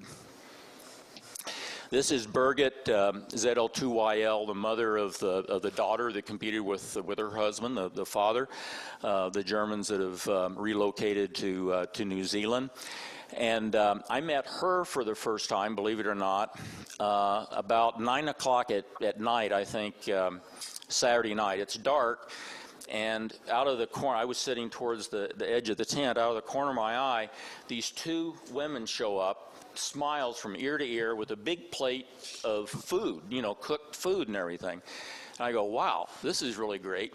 And so it turns out that Birgit and Margit, who was the XYL of our site manager, had prepared all this food and kept bringing this great German food to us throughout the contest. Josef and Rasto, my team, didn't eat during the whole contest. I think they maybe had a banana or something in 24 hours. I found out afterwards that Rasto had an impacted tooth. He didn't tell us, and I had no indication that this was the case, but he operated the whole contest, and he said, he emailed me a couple days after the contest, said the first thing he did when he got back home, he went to the dentist and they pulled the tooth out. So he couldn't eat because he was in such pain during the contest. But anyway, Birgit was a volunteer there and did a great job. If you go to their website, you'll find out that Holger and Birgit in their home in New Zealand have a guest wing to their house with 2 large bedrooms, and you can go, and it's like an Airbnb sort of thing. You can go and stay with them, get full use of the station, and they're great hosts. They love to have people come over. Carl and Sue Cook did that several years ago. Carl operated a contest from there, so if you're interested, you might look that up on the web. This is a shot of the Lithuanian team, the ultimate winners, at 20 Zulu at night. And then on Sunday afternoon, 2 o'clock, the contest, local time, the contest was over. And as the referees came back to the hotel in the lobby, we were greeted to turn in our box of goodies. So as a referee, we were handed not only the envelope with the call signs in it, but we were also given the score computer, which was a cell phone operated thing that hooked up to the network and grabbed the score every 15 minutes and sent it back to the scoreboard that everybody worldwide could watch. And there was a clock and the power meter, and so we had to check all of this stuff in. My team, by the way, one of the great things about being a referee is you get to enjoy all the things that we've talked about tonight without the hassle of carrying all this equipment halfway around the world and setting it up and hoping that it works and all of that. But you get to observe all of this, and you get to observe some really great operating. And the 2 times that I've done it, I've learned so much. I didn't realize that there were so many different ways you could operate and still win. And I've kind of concluded after all this is there isn't any magic answer, but there's lots of really good techniques. My team was constantly changing band modes, and I could never figure out the pattern. And, they'd be in the middle of a run on 40 CW, for example, and jump to 15 phone, pick off a whole bunch of multipliers, and just as they're tuning through the band, just multiply after multiply after multiplier. I could never figure out how, but they just seemed to know that at certain times, no matter what was going on, they needed to change band modes. And I don't know if that's a strategy that everyone ought to use, but it worked pretty well for them. And on Sunday afternoon, when you saw the picture of Croatia beating England, and everyone was in there after the contest in the conference room watching that at the hotel, my guys were in their hotel room poring over the log that they just worked the previous 24 hours, analyzing it and trying to understand how they were had done in the contest. And they told me that night that they felt like they had done too much search and pounce. But I was very impressed that it seemed to me 30 to 40% of the time, they left a run and would go and search and pounce on some other band mode and pick up multipliers. And then sometimes they'd run there for a little bit, but they didn't seem to get really bored into running for a long period of time, except for the first 4 hours of the contest. They had one station on 20 CW starting out the contest, and that was the longest I ever saw them stay in one place at one time. You know, Andy was pretty hard on you know, your team about passing mults. These guys did pass mults a couple of times, but not all that much. They, you know, in terms of operating as a team, I would say 99% of the time they were just two independent operators operating. But when they did, you know, talk to each other, pass a mult, or make a comment to one another, it was clear that they had done this before. You know, they operate as partners in multi-ops, you know, all during the year. The week after WRTC, they went to CR3 for 3 weeks. They're building a contest station there with a buddy, and they were setting all that up. So they contest a lot. And there's nothing like thousands of hours of practice to get good at something. Yeah, while you're talking about moving multipliers, let me interject. Yeah. My team probably did more of that than anybody. They extensively used their network gab feature, connecting to everything. They started probably 2 hours into the contest. Anything that was semi-rare to rare, they moved it right then and there because they knew where it would go, and they never spoke to each other. It was just a quick word or two across the network. They each knew which frequency the other one was on. They would send whoever the rare station was. Yeah. I would say 60% of the stations they asked to move actually went there, and they probably connected and made the QSO with 60% of them within 2 or 3 minutes. Yeah. It was remarkable watching the German team that came in second at how seamlessly and effortlessly they moved those multipliers. Yeah. Yeah. So I think the key to that is practice, is kind of the conclusion I came to. But it was it's really impressive to watch this going on and the nice flow of operating. And I think that I would not be critical that they spent too much time searching and pouncing. I think they did a really good job on mults. So anyway, there was Michael doing his work there, checking in referees. So here's, I think, the only shot I've seen tonight of the judges. This is Randy and Bernd, 2 of the 6 judges, Sunday evening, looking at the log checking. And then just a couple of shots. This was a little, I think this was the ice cream place just around the corner from the hotel. We spent a lot of time at that during the week. Bill and Rusty. There's Tom and Bill. Tom came down with Steve for a day and joined us. That was great. In fact, Bill took us for a little mini tour of Wittenberg. Those of us that, such as myself, was out in the field going through these 3 sites missed the tour of Wittenberg. So Bill took Tom and Steve and Rusty, me, and John Laney on a tour of Wittenberg and just repeated that for us. So it was great. We got to see all that. And that's Mary and me. And when I put these slides together, I noticed that here's Michael in the background. And I go, oh, my God, here we are taking a picture.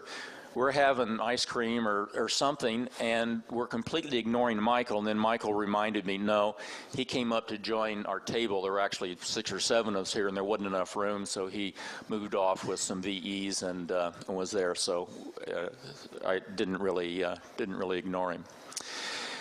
And then on Monday night was the closing ceremony. As I said, everyone left on Tuesday. And we had a little, as Bill likes to say, wine and ham and cheese party in our room. This is Rasto and Yosef, which was my team, and of course Rick and Andy. John Laney, K4BAI, a lot of you know, and then Rusty and myself. This is Michael at the final ceremony. Michael, I didn't actually hear whatever you were saying, because shortly before this, my phone buzzed. And mind you, this is Monday night, right? And we're supposed to fly out Tuesday morning. My phone buzzes. It's British Airways that our flight is canceled, and they've put us on some Spanish airline going through Madrid a day later, and we're not flying into San Jose where we left. We're flying into San Francisco. So Mary and I politely excused ourselves, went outside, and negotiated with British Air for an hour and got on our same flight just a day later. So we got a bonus day in Wittenberg, but at least got back to the same town we left from. And then at the final ceremony, here's Tom, W2SC, N6TR, Tree, and Bill. As Rick, I guess, didn't discover, there was an outside area with some little stand-up tables where you could eat and drink and so forth. But inside the building, there was actually set up regular tables, and that's where where Ward and his pickup band did the entertainment for the evening. Okay, so back to my little setup. So when I came home, I realized that, maybe I could just fit 2 toggle switches and a phone jack inside this little Behringer headphone amplifier, because it's only $24. That eliminates a $50 switch and makes everything much more compact. And so that's what I did. And so we went from this system that we used the last 2 WRTCs, and so if I get to go to another one, it's going to be much simpler now. It's just a simple little box. The headphone switches, now I can put either radio in either ear. I've got individual volume controls. It's very compact, very simple.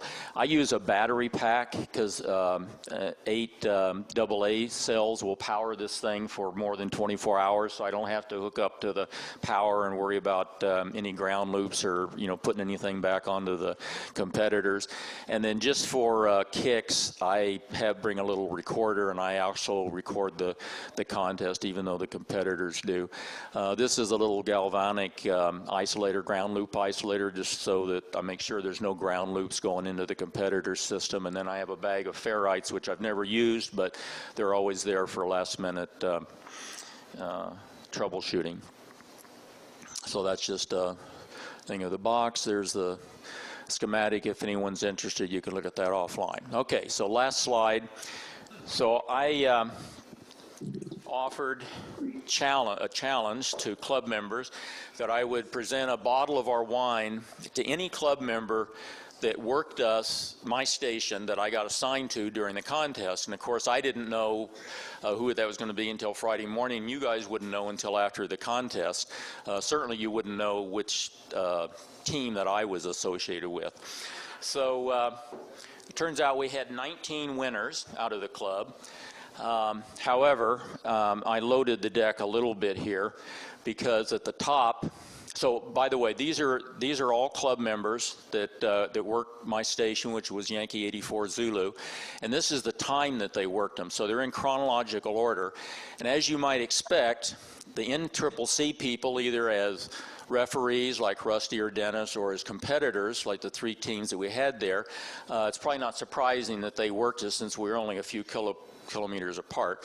So they worked us first. Tom and Dave were the first ones to work us 12 minutes into the contest. So you can imagine on 20-meter CW, all these Y80X stations were working each other at a very high rate for the first half hour, 45 minutes of the contest.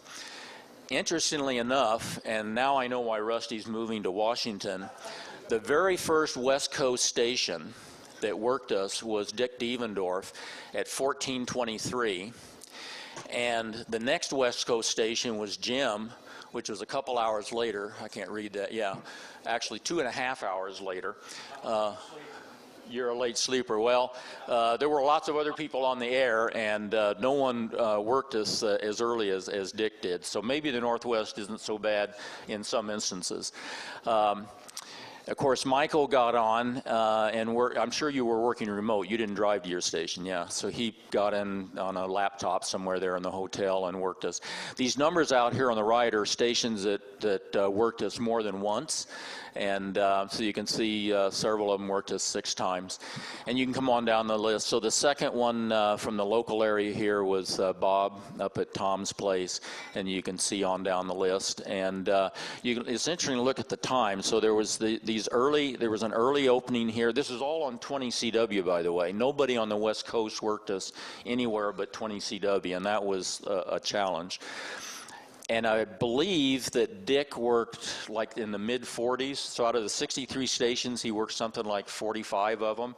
And you worked 57 of the 63.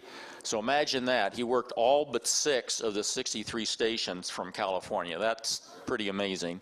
And putting your butt in the chair for the right opening can yield that. And then you can see there was another opening around 20 Zulu, 22, and then another one around 05 when Barb got through and Ken out in the valley got through. So anyway, those are the people. I won't take time during the meeting. I've got of all the people that are here tonight, I think there are 9 of you that are here. I've got your wine, and I'll be glad to present that to you after the meeting.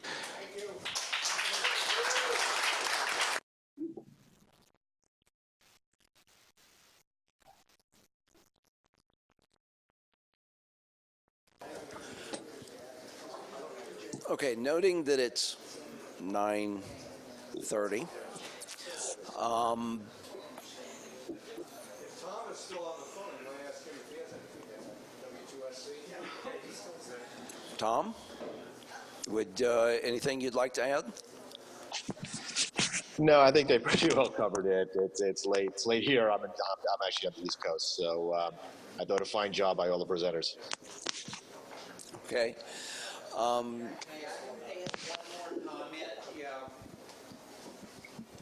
With my team, Ed mentioned there are lots of different operating styles. My guys started the contest with their keyers set at 40 words a minute. And I just said, that to me was way, way too fast. They were just ripping off QSOs so it wasn't too fast, but they finally slowed down to 38 and never set their keyers below that for the rest of the contest.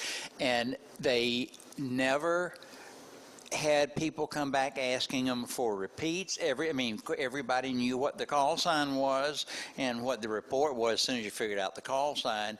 But it was amazing. They were really efficient. Even guys who would come back to them in 18 or 20 words a minute, they fired right back at 38, completed the QSO. Yeah, so that was just one of the fascinating things. The other thing is my guys knew to take advantage of 40 meters in Germany. The band never closed. It was wide open all day long, working very loud DLs in nearby stations on 40 CW, which we just can't do here. It was a bottomless pit for them of just QSOs everywhere. Trustee, another observation about that. That's what field day is like in the Midwest. Okay. And I believe probably on the East Coast. Yes, it is.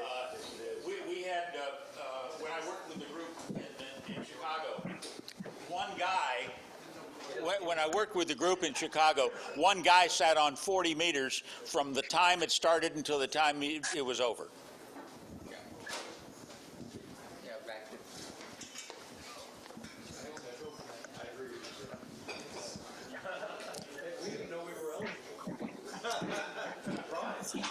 To those on the web, Ed is passing out wine. Tom, you'll have to wait to get yours. Anything else? Well, I didn't ask for questions because I thought we were going to have a discussion at the end. Does anybody have any questions for us? Something that shows us.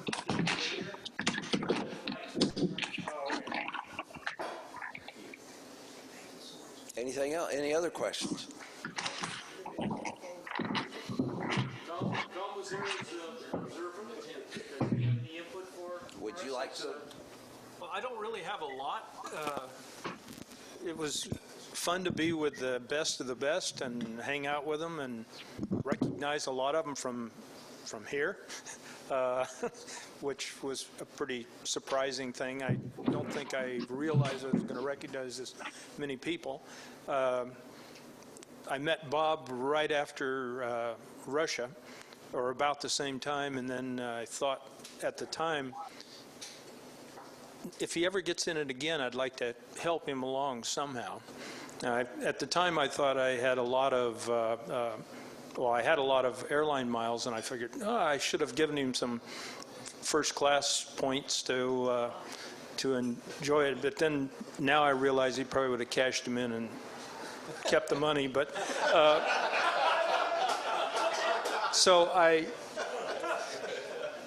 when he made it this time, K6GHA and Bob and I all had the same idea at the same time. We all take credit for it, of going for the practice. And last year, and that worked really well. I came back and read Contact Sport. That was a very good book to up the enthusiasm level. I handed that off to my wife, who's great support, buys me radios, dug the hole for my tower, and no interest in being a ham at all. She read the book and said, can we go to WRTC in Germany? So I got labeled here as an advisor, but I was pretty proud just to myself. Label was K6XX bag carrier. And we did that pretty well, I think. And Mike took over and did all of it on the way back, so that was even better, so we can enjoy our time there. But it's worth going to. I asked Bob's wife during the opening ceremony, I said, is this what you expected, or is this a bigger deal? And she said it was a much bigger deal than she ever dreamed it was. So it was pretty eye-opening, and it truly is a world-class operation, and I'm planning for 2022 already.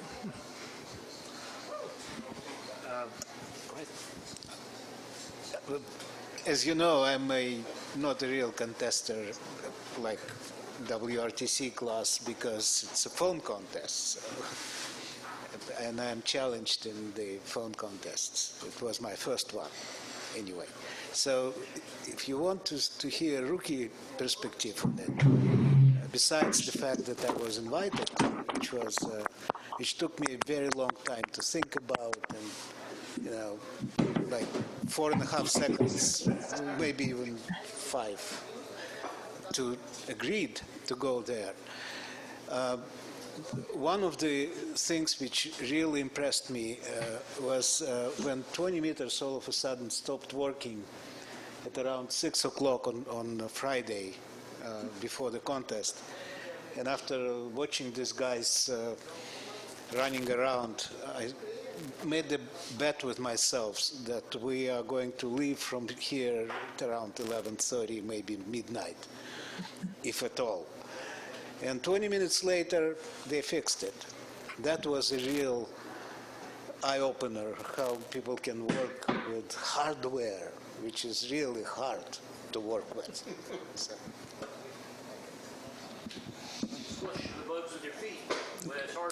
Yeah, I don't know, is there any questions for organizational aspect? Well, I have a question for the competitors. Thinking about the European advantage, how much of that was of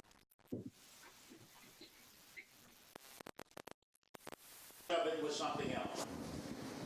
Well, Mike and I cheated by looking at last year's logs, and that's why we followed the Lithuanians' band plan. They were jumping all over the place all the time, just like Ed was talking about, and I think Rusty mentioned. They were everywhere all the time. We were on 80 meters at 10 o'clock in the morning. We were on 40 meters all the time. It was amazing. Rick, do you want to?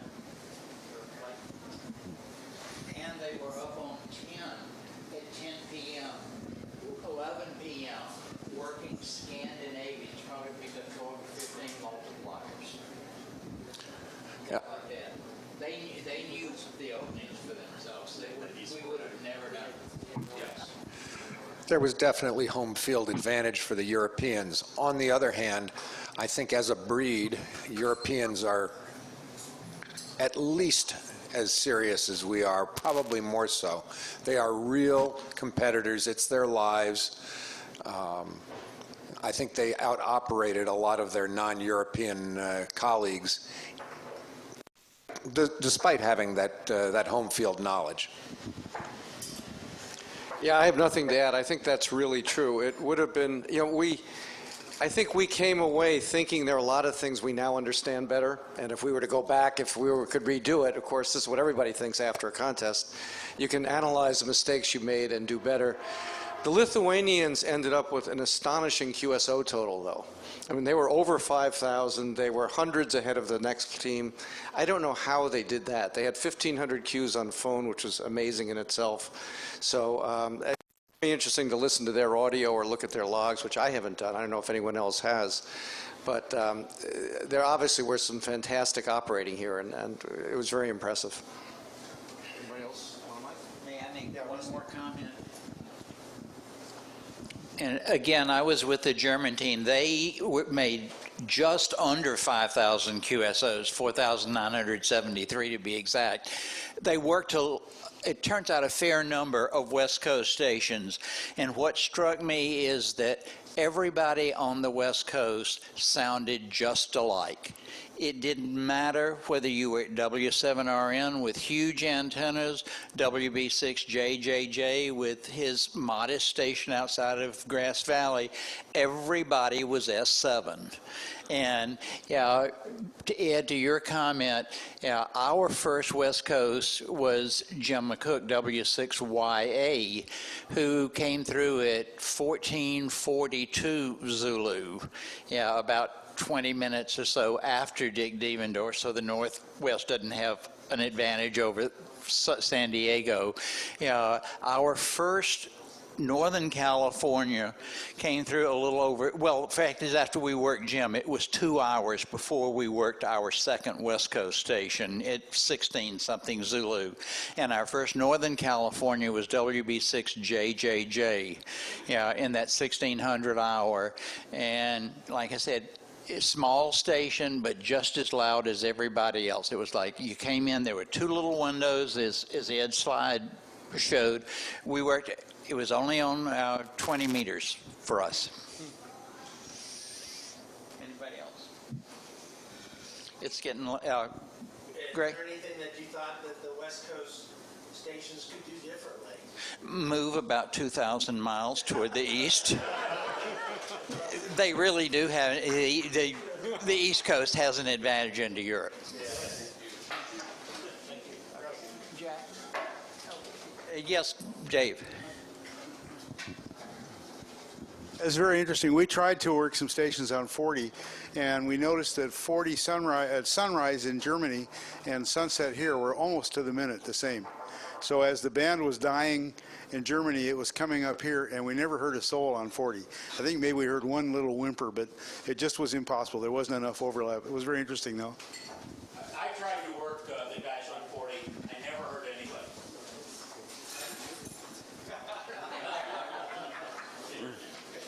Anybody else? Anybody who worked us from here, any comments?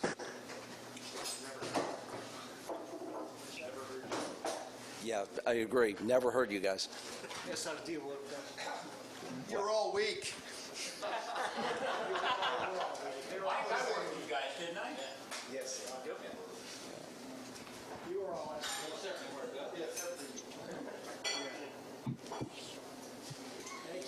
Okay. Well, thanks everyone. Appreciate it. This was a lot of fun.